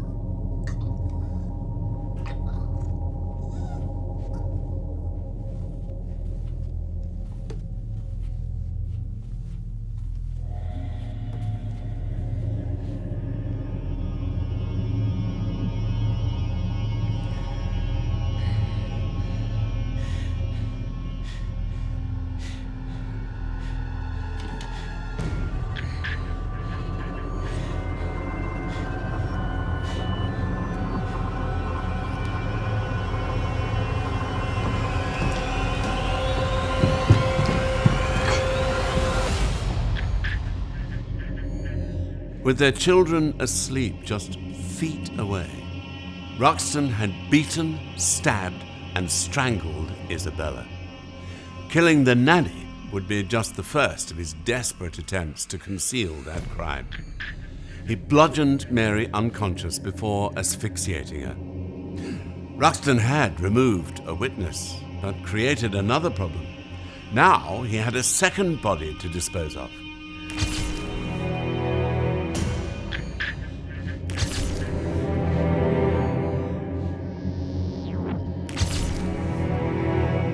The doctor pulled teeth to confuse dental records. He removed his victims' fingertips. He scalped them. He cut off their eyes, their lips, their noses, their ears, and all other identifying marks on their bodies. Of course, this created a lot of blood inside the premises. He apparently used the bath as the point when he actually dismembered the bodies. He then treated the body parts as bits of flesh. He treated them as a butcher at that stage would have done, and rolled them up in newspaper. Eventually there's something like 70 different parcels or items. You have to remember that this was a man who had felt himself sufficiently equipped as a surgeon, so he very clearly had skills with a knife. If he was in a rage when he killed, he was cold, methodical, and careful when he cut up those bodies.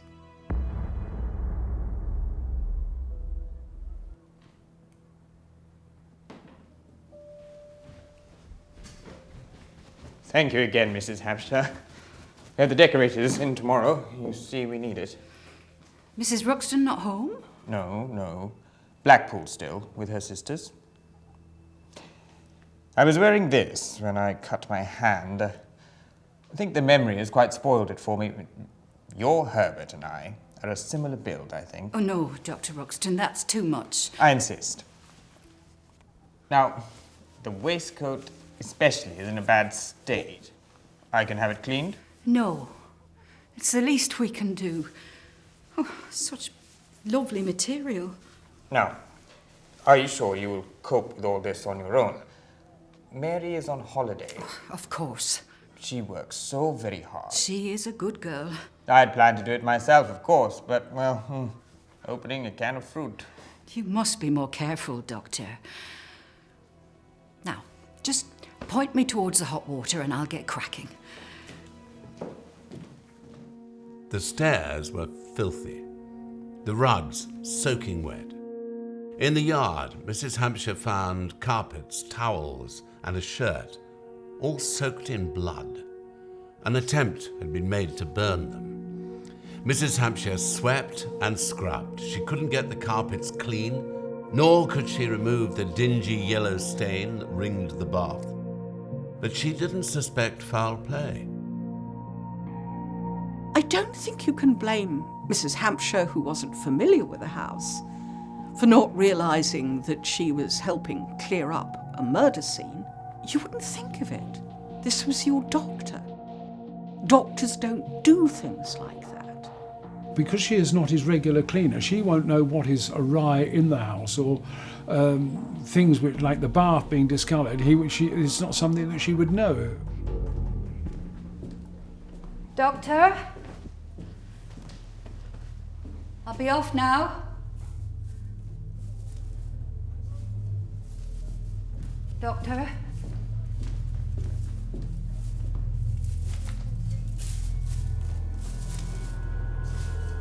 Doctor?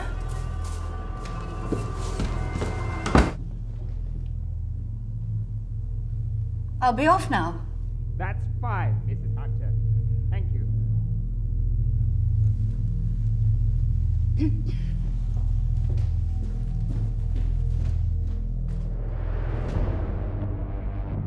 There was only a certain amount of time before the wrapped body parts would start to rot and decompose. A stench he could not easily mask. Ruxton had to act fast. On On the 19th of September, 4 days after the murders, his chance came. Early that morning, he brought his car to the back door of Dalton Square.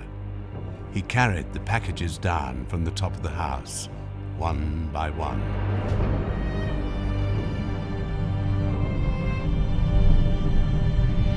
He loaded his car with all the packages containing the body parts and drove north for more than 100 miles, crossing the border to Scotland, searching for just the right spot.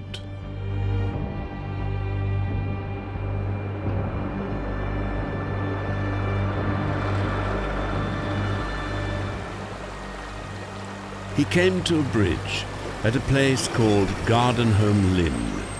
The conditions could not be more perfect.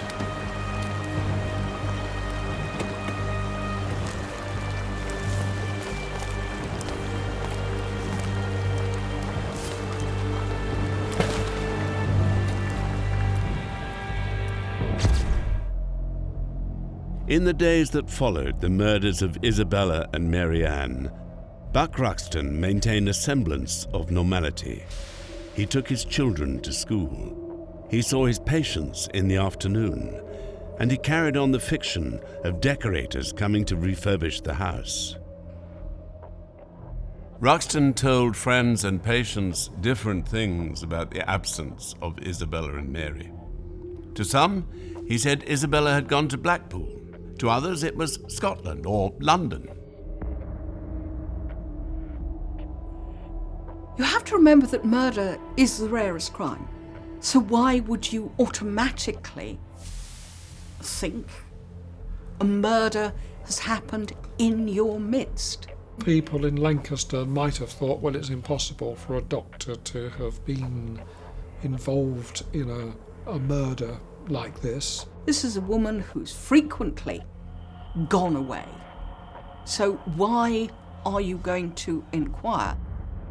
And I think there will have been, certainly amongst the kinds of people who might have inquired, a certain tactful reticence. Poor man, he's pushed it too far. This time, she's gone and left him.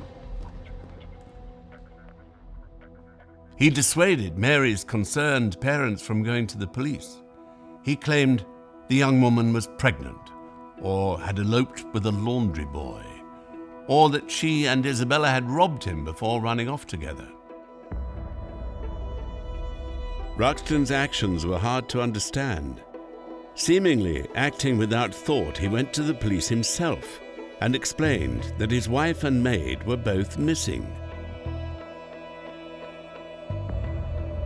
He kept badgering the Chief Constable of Lancaster as to what was happening, asking whether they'd been found, and was presenting himself as the victim of a man who had been left by his wife. He veers between sort of hysteria, wild fantasies. I mean, emotionally, he's completely out of control. Although his erratic behaviour continued, Ruxton must have felt safe in the knowledge that he had dispatched the body parts in the raging torrent of Gardenholm Lynn. Surely by now they were mixing with the other flotsam and jetsam in the North Atlantic. However, Ruxton was unaware that on the night he threw the bundles over the bridge, a recent storm had caused the waters in the ravine to surge and flow furiously. But as quickly as the waters rose, they were soon gone again. The packages were left scattered over the banks, waiting to be found. On the morning of the 29th of September 1935, a young woman walking at Gardenholm Lynn spotted something. Looking over the parapet into the ravine below, she saw a bundle washed up by the water. The package had split, its contents spilling over the rocks. It was a human arm. The police were alerted. The gully searched. More packages were found, and more body parts. All identifying marks were missing, removed, They had no idea who the victims were or how many there were, and certainly no idea about the killer. The discovery soon made the newspapers, but as the police knew nothing, the press were left to create stories from very little factual evidence. This would allow Ruxton to think he'd got away with a perfect murder.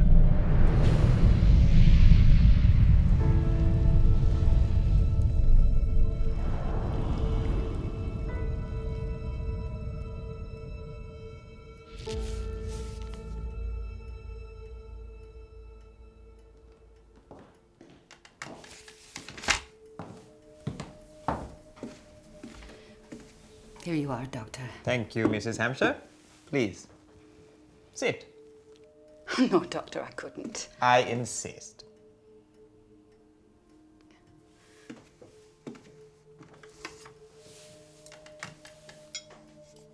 Smells just lovely.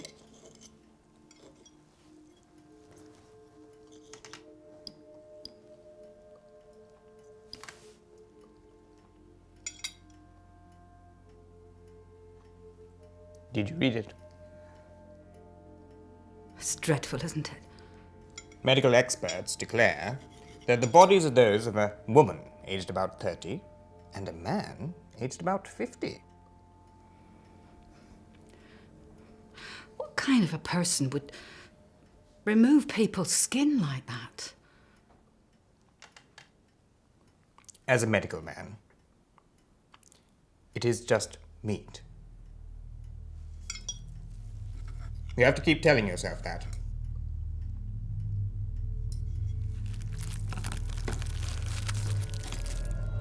It's not really a person at all.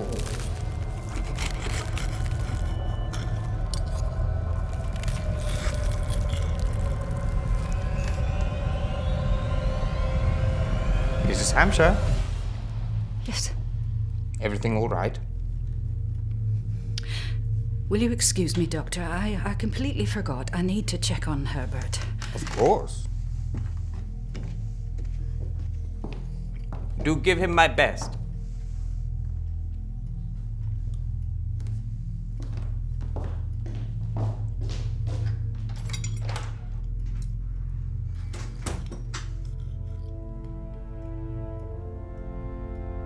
Ruxton's confidence was misplaced.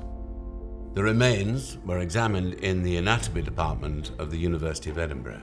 There, the bodies were reassembled and this time correctly identified as 2 women.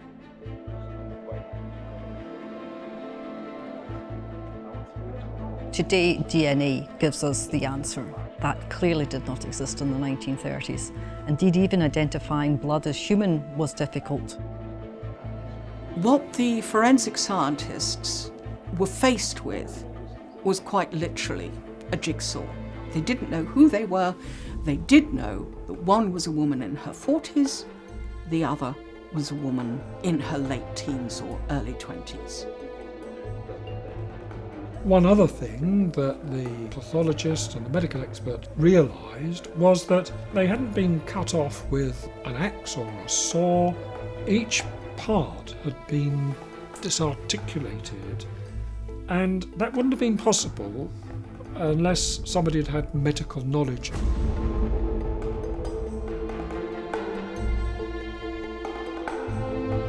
Police had another clue as well. Stuffed in one bundle was an edition of the Sunday Graphic newspaper from 2 weeks earlier. It was a special edition sold in just one part of the country, the towns and villages surrounding Lancaster.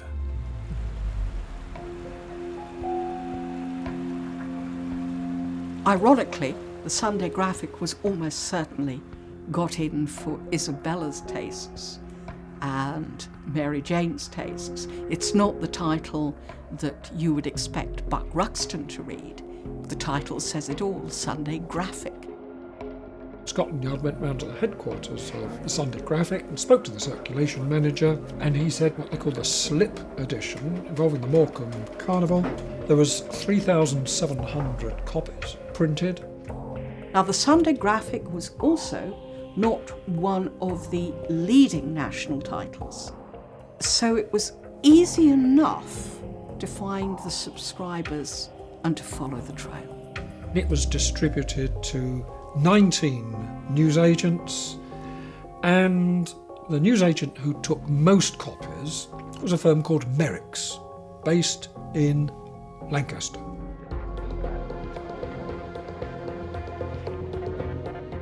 It was there the police focused their investigation.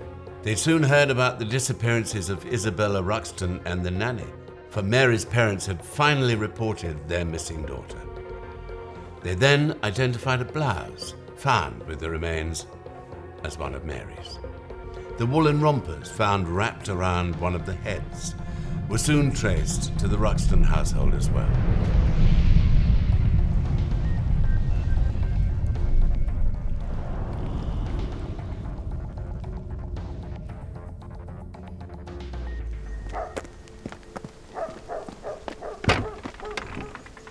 Mrs. Hampshire?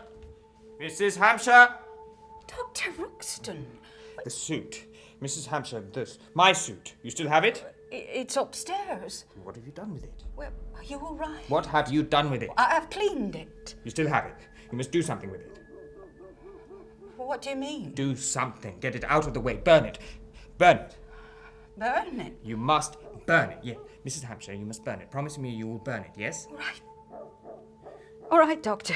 Good, good, good. It is not dignified, see? I realize that. It's not dignified for a man to wear another man's suit. The police are asking me about Mary Rogerson. You will stand by me, won't you, Mrs. Hampshire? You were always my favourite patient. Have I told you that? Always my favourite.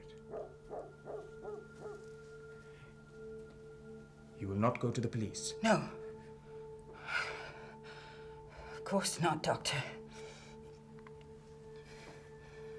You're my only friend. Burn the suit.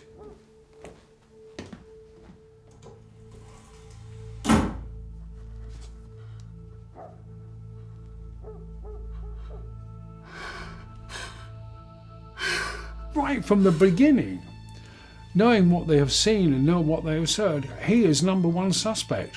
The case, to my mind, is a great example of really meticulous, detailed work by the experts, but also the other professionals involved in the investigation. It was widely known that Mrs. Ruxton had disappeared, and so had Mary Jane Rogerson.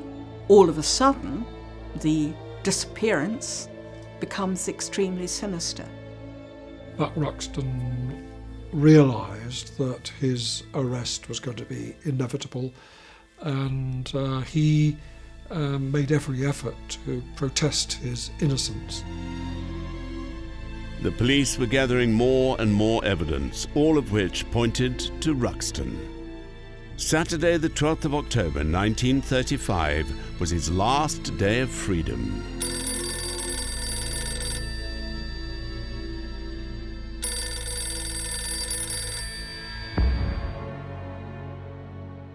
Murder is easy.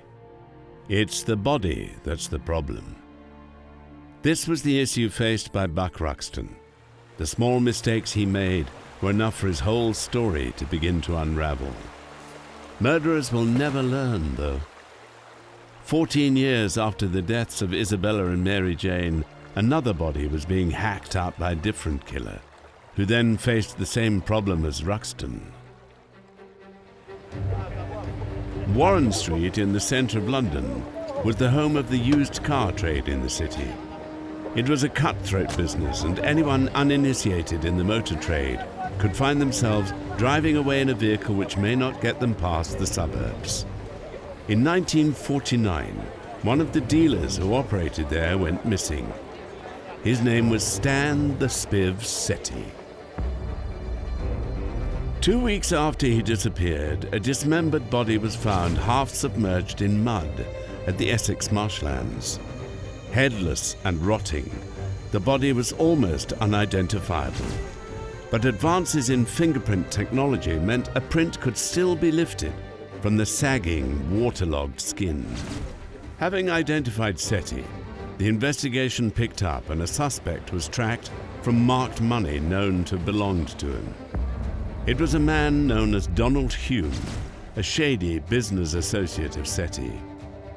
It would seem that an argument at Hume's house on Finchley Road between the two spiraled out of control. Hume stabbed Seti in the ribs 5 times with an SS dagger. The next day, he hacked the body into pieces, rolled it in a carpet along with some bricks, and hauled it into his car. He then drove to Elstree Airport, where he hired a light aircraft. He placed the body in the plane and took off. The plan was to drop the body in the English Channel. But after a couple of unsuccessful attempts, Hume must have panicked. Thinking he was still over the channel, he dropped the body in the marshland. Hume was soon tracked down. He concocted a false story about 3 men who had actually killed Seti, and that all he was doing was disposing of the body. The jury found him guilty as an accessory after the fact, and he was sentenced to 12 years in prison.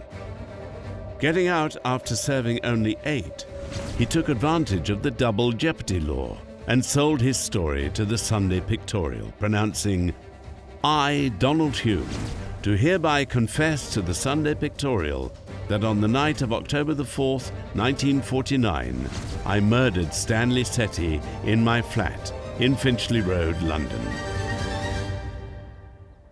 Like Hume, Ruxton killed in the heat of the moment. He chopped up his victims, and he miscalculated the suitability of the location to dispatch the body. Ruxton thought he'd done everything to cover his tracks, but the police were closing in.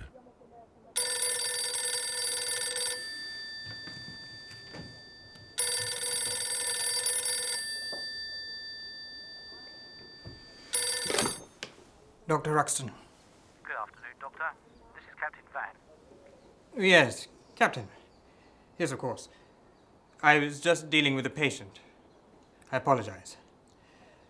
How are you? Has there been any news? No. Well, I was hoping you might be able to assist us further. Could you come in?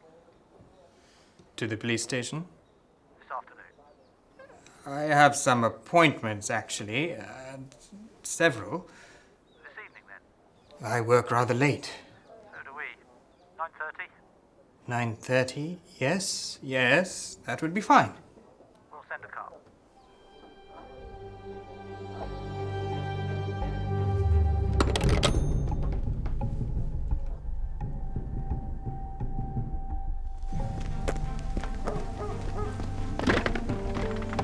Mrs. Hampshire! Mrs. Hampshire!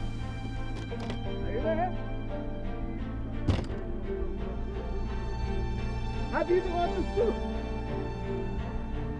Mrs. Hampshire! Did you talk to the police? Mrs. Hampshire! Mrs. Hampshire! Mrs. Hampshire! Mrs. Hampshire! After hours of questioning, Ruxton was arrested early the following morning. He was charged initially with the murder of the nanny, Mary Rogerson. He denied it. Ruxton was held on remand while police inquiries continued. Dalton Square was searched. Evidence was seized. On the 5th of November, the doctor was charged with the murder of Isabella as well. To secure a conviction, it had to be shown beyond doubt that the bodies found in Scotland were those of Isabella and Mary. It was forensics that would make or break the case. One of the very compelling features is the extent which the experts went to identify these women. It was extraordinarily complex and detailed. Gelatine moulds are made of the feet. These moulds show that they actually fit shoes of Isabella Ruxton and of Mary Rogerson. They get a photograph taken up to Edinburgh, and they use for the first time a photographic technique. having pared back the skull, they superimpose Isabella's photograph on that skull and get a perfect match.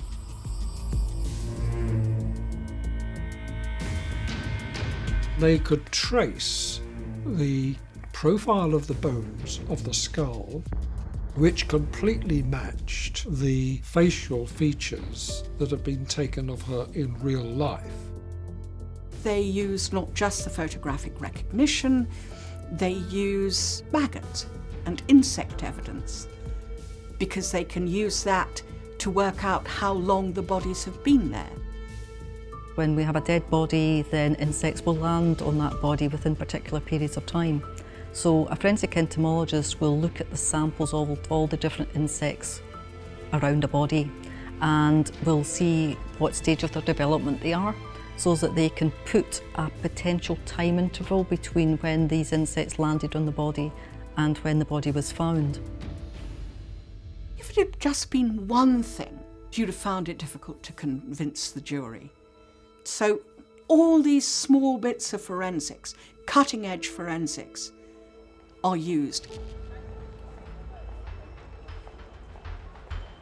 The findings of the pathologists would seem incriminating enough, but the police also found compelling evidence at 2 Dalton Square. Despite Ruxton's efforts, traces of blood were found throughout his home. On the stairs and landing where the murders took place, in the bathroom where he'd cut up the bodies. This was the overwhelming evidence presented to the jury when Ruxton's trial began in Manchester.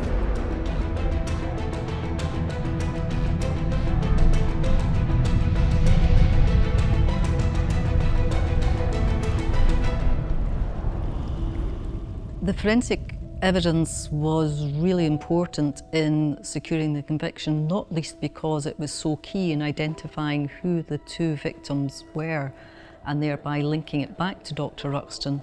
He perhaps hoped that they would never be found at all, and certainly if they were found, they wouldn't be identified.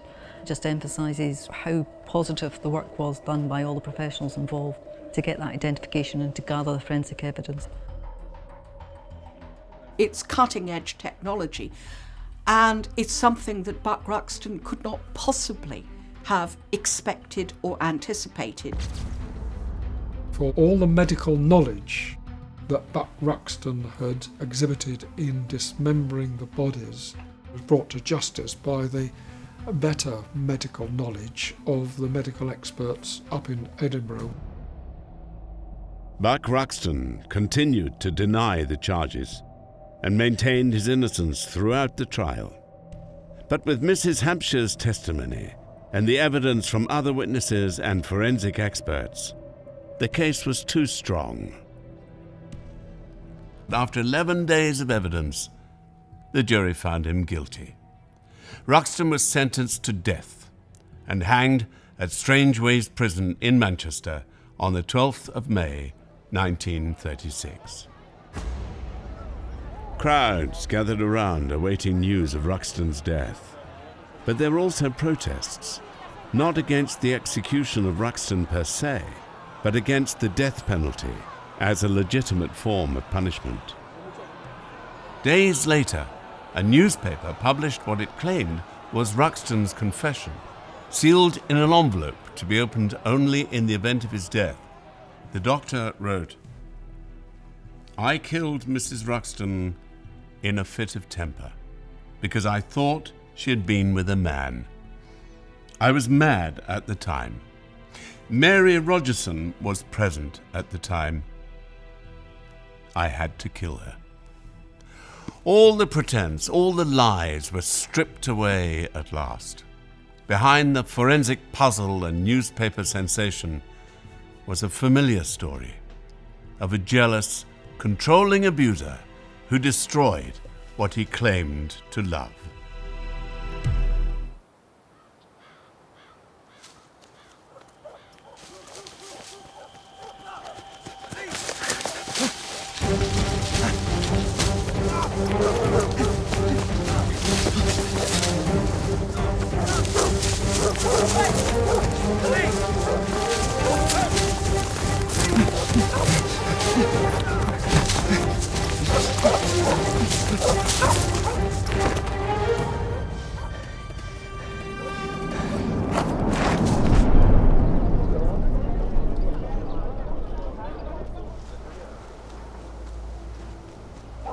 In the late summer and autumn of 1966, Harry Roberts was the most wanted man in England.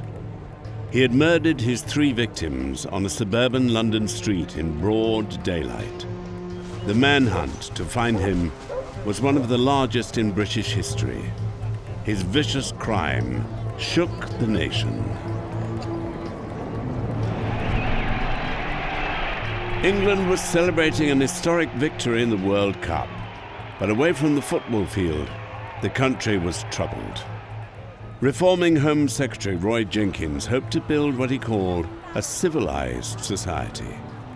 Homosexuality was decriminalized, censorship of the theatre ended, abortion laws liberalized, and the death penalty was suspended. Its removal from the British justice system caused outcry, not least because many thought the country in the grip of a crime epidemic. The Moors murders had hit the news just the previous year. The crimes of Ian Brady and Myra Hindley plumbed horrifying new depths of cruelty. After decades of falling crime, when people felt that they could leave their back doors open, communities began to feel more afraid. They began to feel that crime was perhaps more anonymous. You've had the Crays in the East End and the Richardsons in the south of London. So there was a kind of gang culture. It became very noticeable that more crimes were being committed with guns. Before that, when you saw on the films, television, you read about it. The criminals were using iron bars, they were using pickaxe handles. But few were using guns because there was the threat of capital punishment hanging over them. But once that had been lifted, more and more criminals, it seemed, were carrying guns. That was the public perception.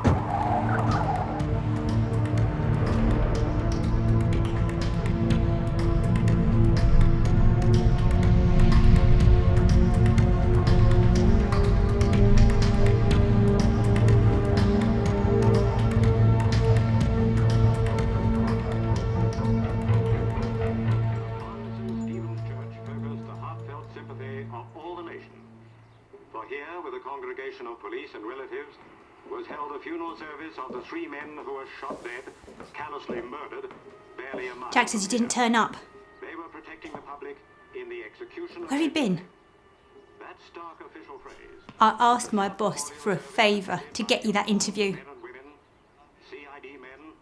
Did it even cross your mind how that makes me look? I wasn't feeling well.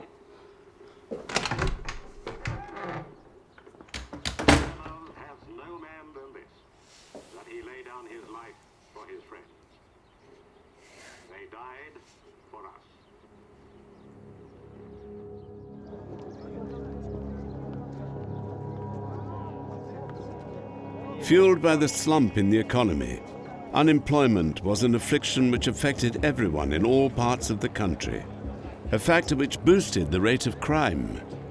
Amid this breakdown of law and order, this fraying of the social fabric, Harry Roberts' crimes struck a nerve. For his 3 victims were policemen. Geoffrey Fox was 41, Christopher Head, 30, and David Wombwell, just 25. They were colleagues at the Shepherd's Bush police station in West London.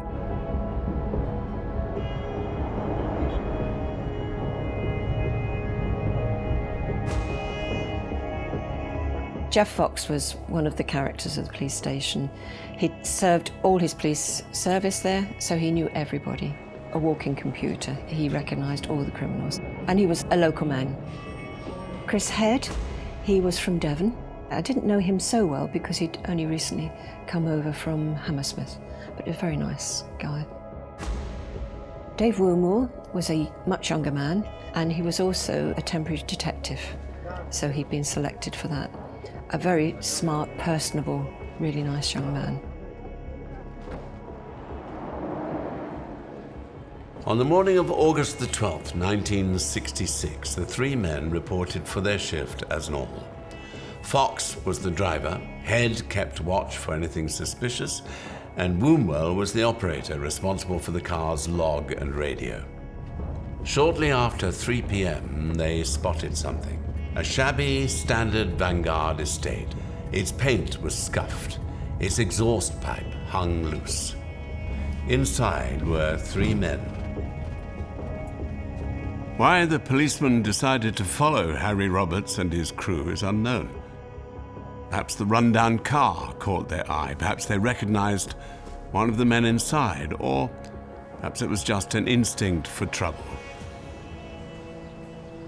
A few hundred feet away from Braybrook Street lies Wormwood Scrubs Prison.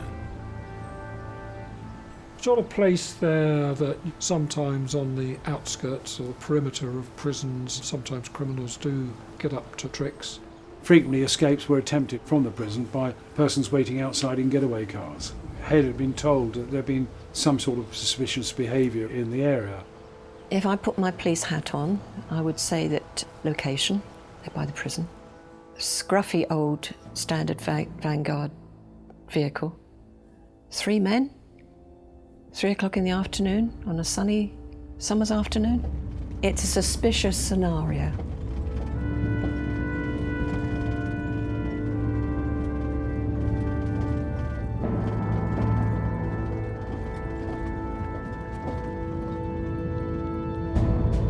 The Vanguard turned into Braybrook Street. It was a residential area. Council houses lined one side of the street. Children played in the park opposite. The police car accelerated, pulling alongside the Vanguard. Detective Sergeant Head wound down his window and signaled the driver to pull over. The Vanguard stopped outside number 57. Within minutes, the peaceful, warm haze of that summer afternoon would be punctured by gunfire.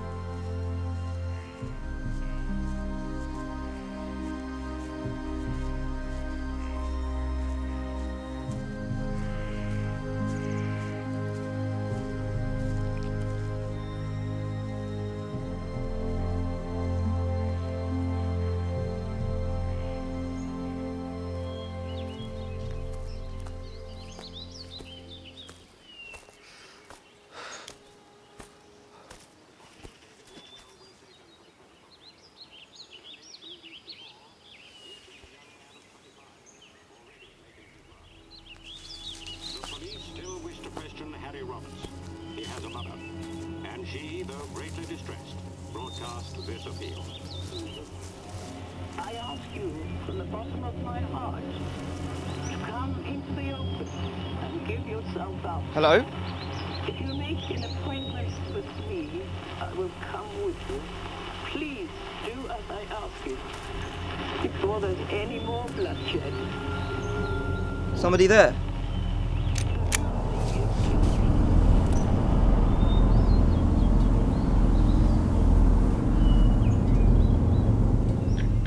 What do you want? I heard the radio. I didn't touch nothing.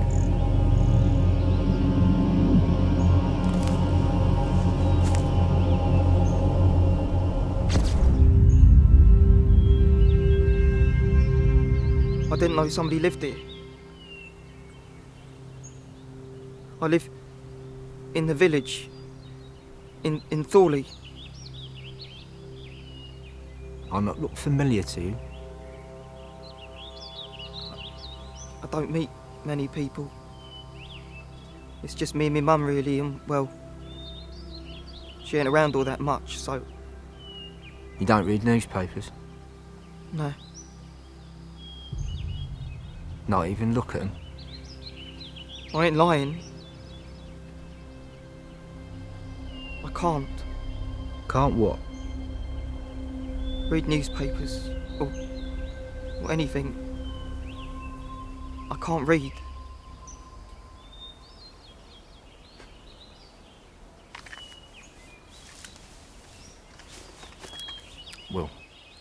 You ain't missing much. What's your name? Paul.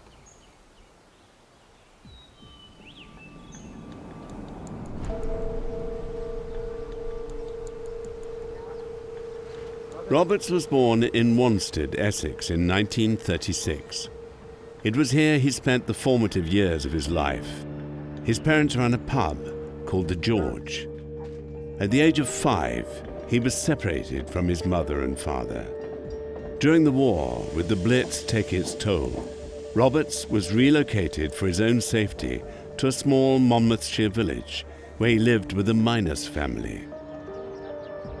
His mother would visit every fortnight, but he would never see his father again.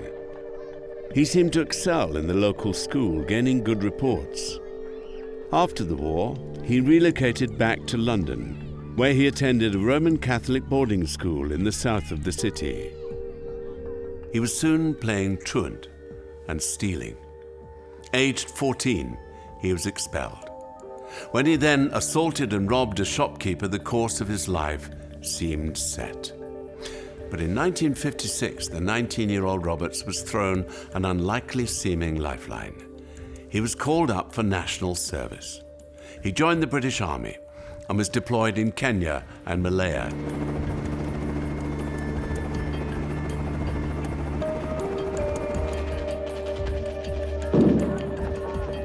He'd gone into the army, joined the Rifle Brigade, seen service in Malaya, and was a marksman. He'd gone out to Kenya in the Mau Mau uprising and in Malaya, and had a certain amount of training and skill in sleeping rough. He boasted that he had proved himself such a good shot that he had actually shot communist insurgents out there. Later, he would boast of reaching the rank of sergeant. In fact, he never made it past corporal. But he was a good soldier, well liked by his superiors. When he was discharged after 2 years, he left with a glowing testimonial. He was unable to transfer that success to civilian life. Despite settling down with a wife, Robert soon fell back into old habits.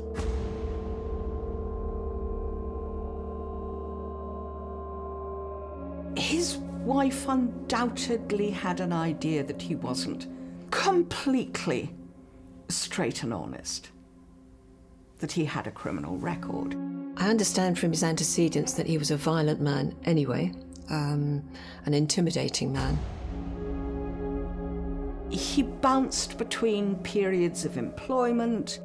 He couldn't seem to convince himself to keep on the straight and narrow. So he'd take delivery jobs and little bits here and there would go missing.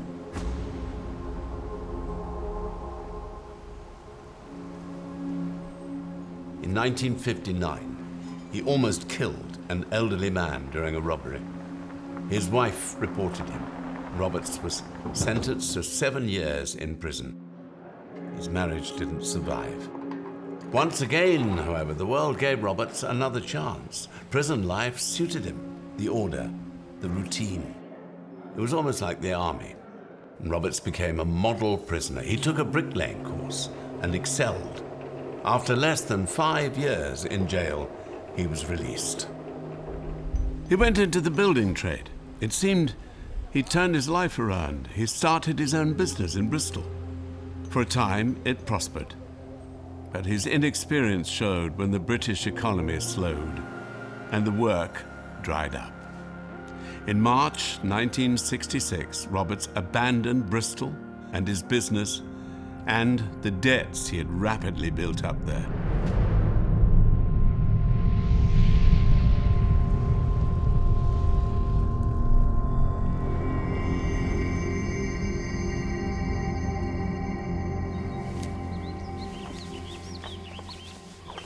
You're a good fella. A smashing fella. Whole cupboard of it me dad left. Mum don't drink it, so I bet you snuck a cheeky glass or two, though, didn't you, when she's not looking? Maybe. Well, come on, then. Let's do the water test. I know that trick.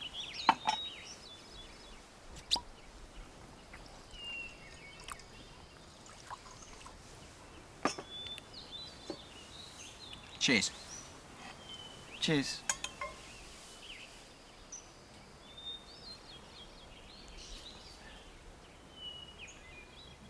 So, what are you doing out here? I'm a bit of a character, let's say, back in London. I'm known. What for? Cars, mostly. Bit of a past master at it. Thing is, the heat's getting a bit much. I've been embarrassing the coppers. That's why you're hiding. Laying low.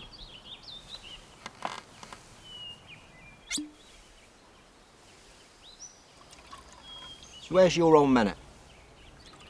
He left. Could be dead, as far as I care. I don't miss him. I was 5 when mine left. You didn't know your dad? Got called up in the war. Never came back. Was he killed? No. He just never came back. Don't know what my dad did in the war. Probably nothing.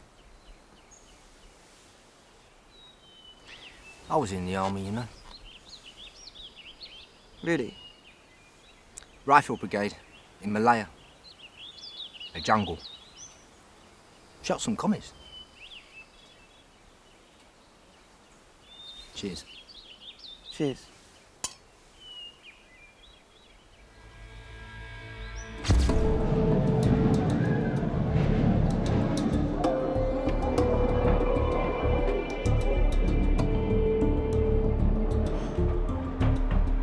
At 8:30 in the morning on Friday the 12th of August 1966, Harry Roberts left his home in Maida Vale and made his way 1.5 miles to Ladbroke Grove. Waiting for him there were 37-year-old Glaswegian John Duddy and 36-year-old Londoner Jack Whitney. Whitney was a known petty criminal with a string of convictions for theft. Duddy, on the other hand, had been in trouble with the law in his youth, but had been going straight for around 18 years. Running up to that day, though, he was drinking heavily and had met Whitney and Roberts in one of London's late-night clubs. The three men climbed into Whitney's decrepit Vanguard and set off. Their plan was to steal a car. They cruised the streets of West London searching for the right one.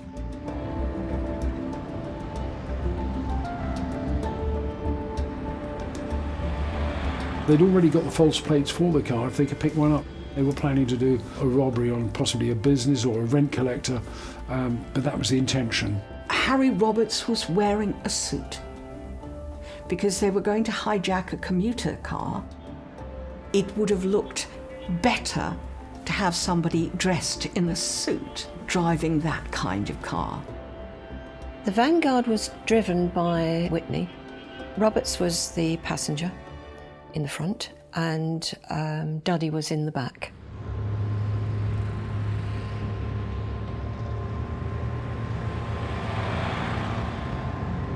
The day was a hot one. Inside the Vanguard, it was hotter still.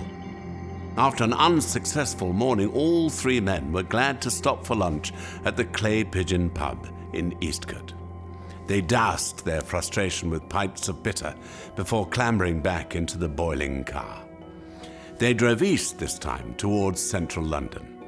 Shortly after 3 p.m, they turned into Braybrook Street in Shepherd's Bush. And there, they were intercepted by the unmarked police car.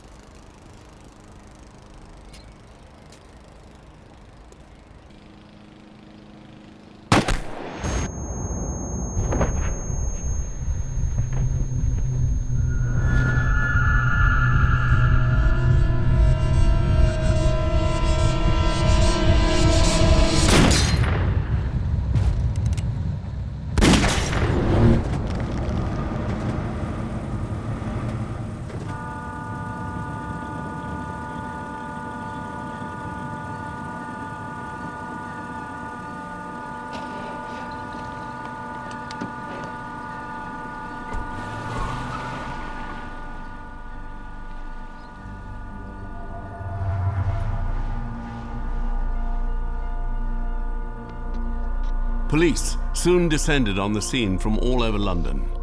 It was pure luck that the killers avoided them. They locked up the Vanguard in a railway arch and wondered what on earth they were going to do.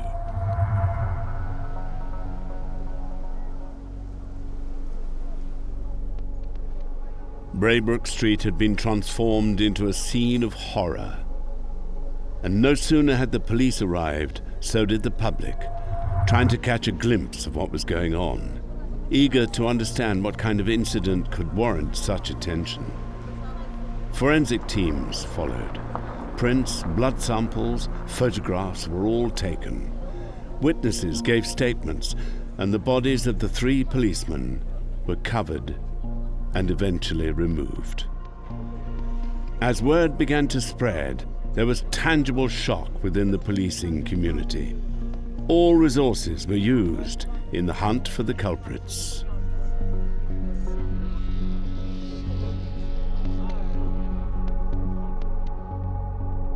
Police investigating the murders had a vital early clue. An attentive witness had noted down the number plate of the car speeding away from the scene, PGT 726. Police began searching for the owner. At the time, there was no police national computer. They had to go to County Hall. This was absolutely at the worst time of the week for anything like this to happen. It's late afternoon on a Friday, the weekend's coming up. It was out of hours, so they had to get somebody in to open up the records to find out the registered keeper of the Standard Vanguard. The official register was not up to date, so the vehicle had to be tracked sale by sale, owner to owner. And that trail ended at the ground floor flat of Jack Whitney. Just 6 hours had passed since the shooting when Whitney was taken in for questioning. He lied at first, telling police he'd sold the car that Friday and he had nothing to do with the killings. But police quickly found holes in his alibi. As the gravity of his situation sank in, Whitney changed course. He told them what had really happened, and he gave them the names of his accomplices.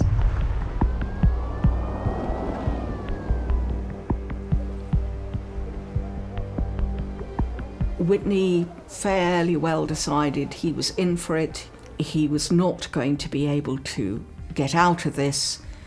And above all, his best way forward was to confess and to implicate his accomplices, insisting all the time that he had been the driver, only the driver, that he had had no knowledge of Harry Roberts' intention, was taken by surprise. He gave evidence against the other 2 on the basis that his role hadn't been quite so serious. John Duddy was arrested next. In the days after the shooting, he'd headed north for his native Glasgow. But as news of his involvement spread, he was betrayed to the police and arrested. By Wednesday, the 17th of August, 2 of the 3 men wanted in connection with the massacre in Shepherd's Bush had been found. But the 3rd man had vanished.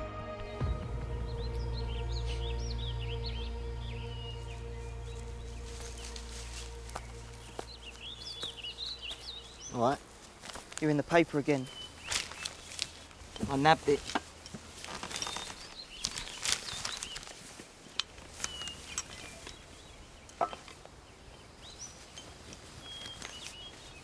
Anyone talking about it? Nah. What's it say? Nothing new.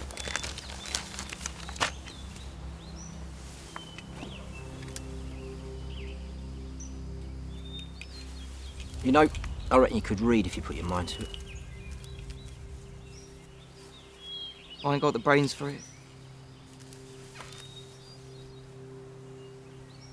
No one else has found me here, have they? Do you know what a copper would call you and me? What? Co-conspirators. What's that? Well, it's like you just told me you nicked that paper. I'm handling stolen goods, so they're doing me for it. Doesn't matter how many times I said, nah, it's not me that did the stealing. It makes no odds to them. That's why you should never help a copper. They'll offer you all sorts. Help with this, help with that. Cash even. But you talk to them even once, you'll be digging a hole for yourself. You know how you can tell if a copper's lying? How? His lips are moving.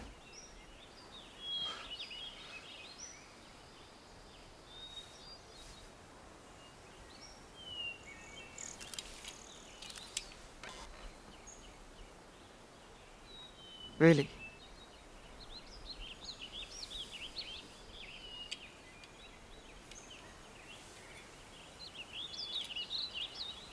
It's a Nazi gun, that, you know. Yeah? Want to have a go?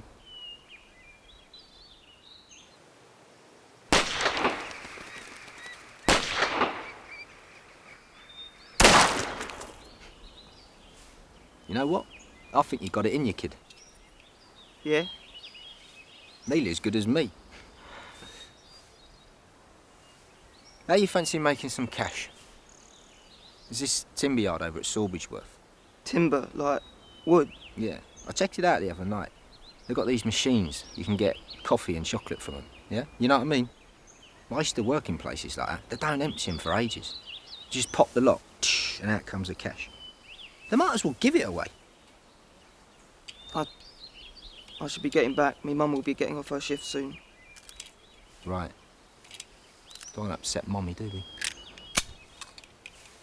Ain't there guards or something? No. There's a fellow pops his head round every hour or so, but we'll be long gone by then. It'll be fun, I promise.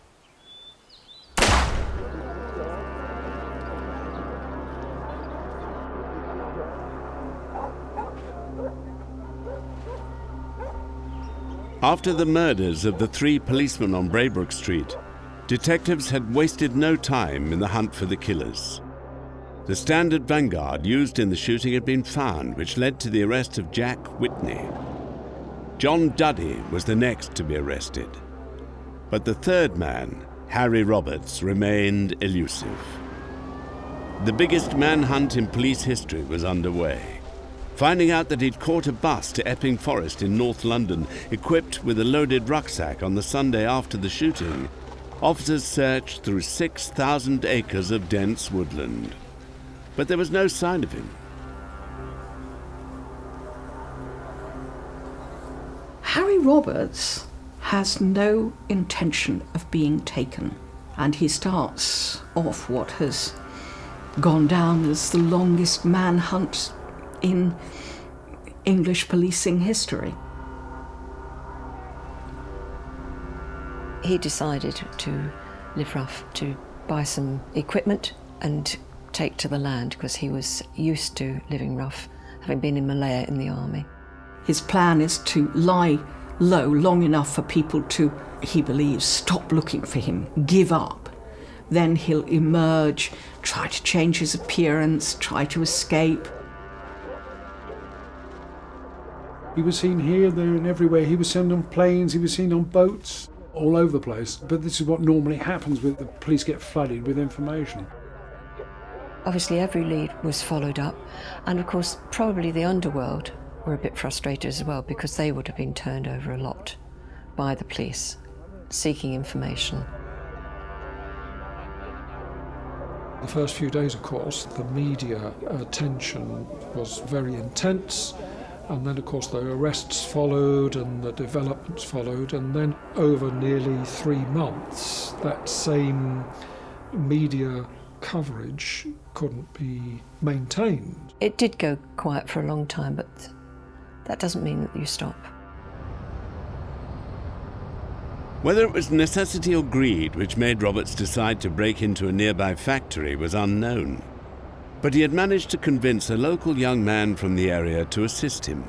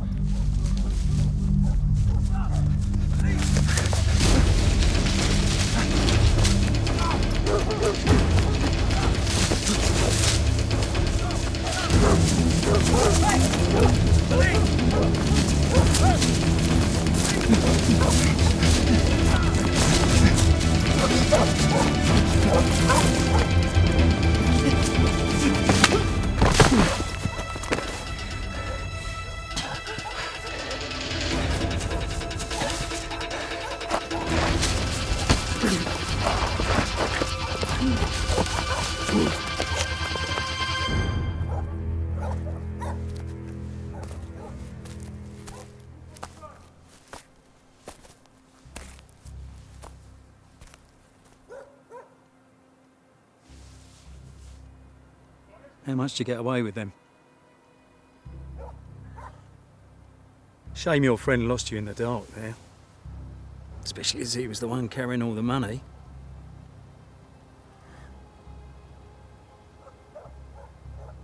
What are you? 18? 19?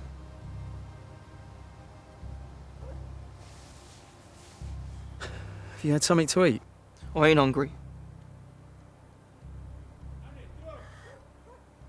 Where's he hiding? I don't know anything. You have no idea who you've been hanging around with, do you?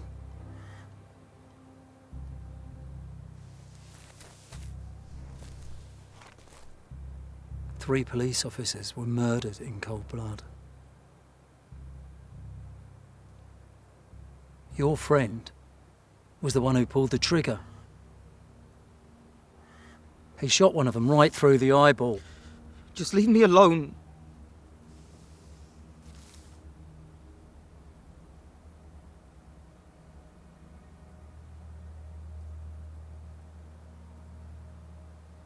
Roberts had a choice when you fell.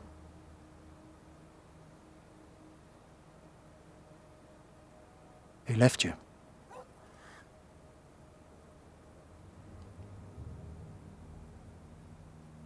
You've got a choice now.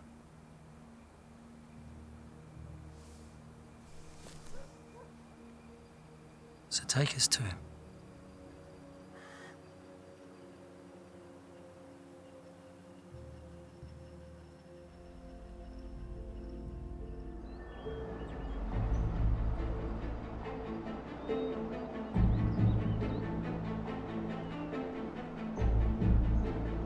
Roberts escaped discovery that night, but his luck was running out. Local police investigating the break-in at the factory tracked their suspect to Thorley Wood, but it was Roberts' accomplice who told them about the camp. After further searches, they soon tracked it down. Its occupant had vanished once again. Police surrounded Thorley village, desperate to ensure Roberts would not slip the net, and there would be no escape this time. It was a hay barn where they found him, disheveled and hungry. After 96 days, police finally had their man.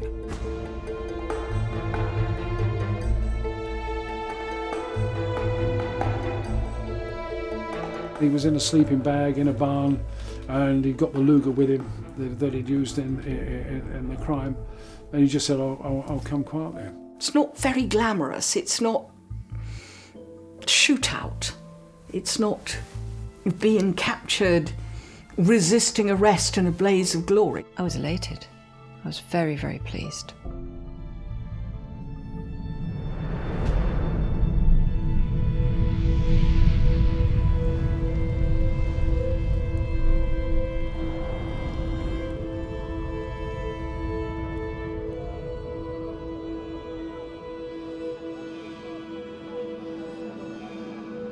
Trial proceedings had started for Jack Whitney and John Duddy, but this was adjourned once the police had found Roberts.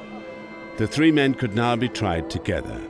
This was in the best interest of the prosecution, as their charges of murder were weak against Whitney and Duddy. Whitney had never fired a shot, and Duddy had only killed one. But with Roberts in the mix, a whole story could be put together of the three men going out on that hot August day with a common purpose. Their trial began at the Old Bailey on the 12th of December 1966. John Whitney didn't actually pull the trigger, but he went out planning a robbery where he knew firearms were going to be used, and he knew that somebody might get shot and might get killed as a result.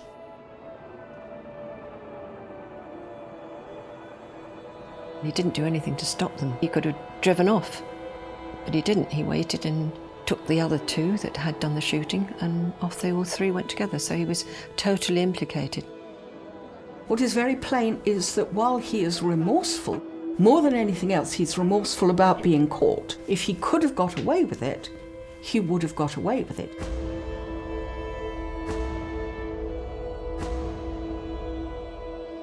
They were found guilty, but their sentence of life in prison reignited the debate over capital punishment. The public favoured capital punishment, and no doubt quite glad to have seen the three of them go to the gallows. Murdering Head, Wombwell and Fox was understood by the police as well as the wider community as being deeply shocking. It shouldn't happen. Had the timing of these things been different, well, probably no doubt that all three of them would have been executed. Had the Home Secretary wavered even a little, there could have been a revisiting. But he doesn't. He, supported by his fellow MPs, sticks to what they believe is a sound moral principle.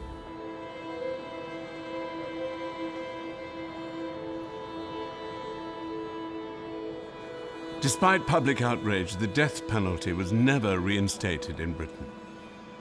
The three men were sent to separate prisons. John Duddy died in Parkhurst Prison on the Isle of Wight in 1981. Jack Whitney was released 10 years later, but he himself was brutally murdered by a heroin addict in 1998. Harry Roberts was in jail for almost 50 years, becoming one of Britain's longest-serving prisoners. In 2014, however, he was controversially released at the age of 78. He never expressed any remorse for his crimes. Police were extremely critical of this decision to release him, and much of the public would agree with that decision.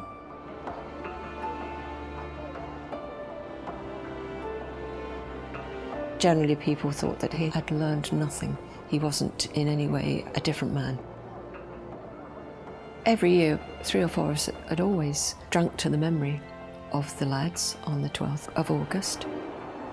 It's always been with me.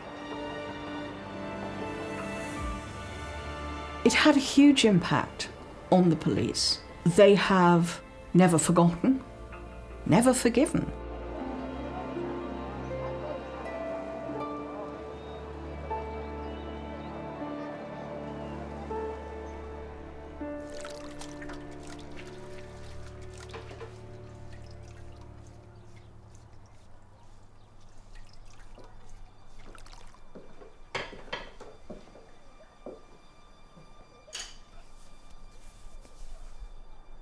Good luck.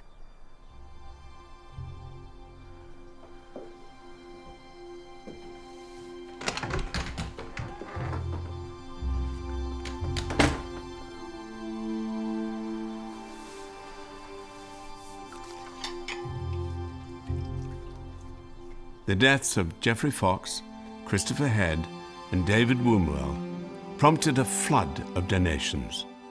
The money raised led to the creation of the Police Dependents Trust, a charity that supports the families of officers killed or injured on duty. Their work continues to this very day.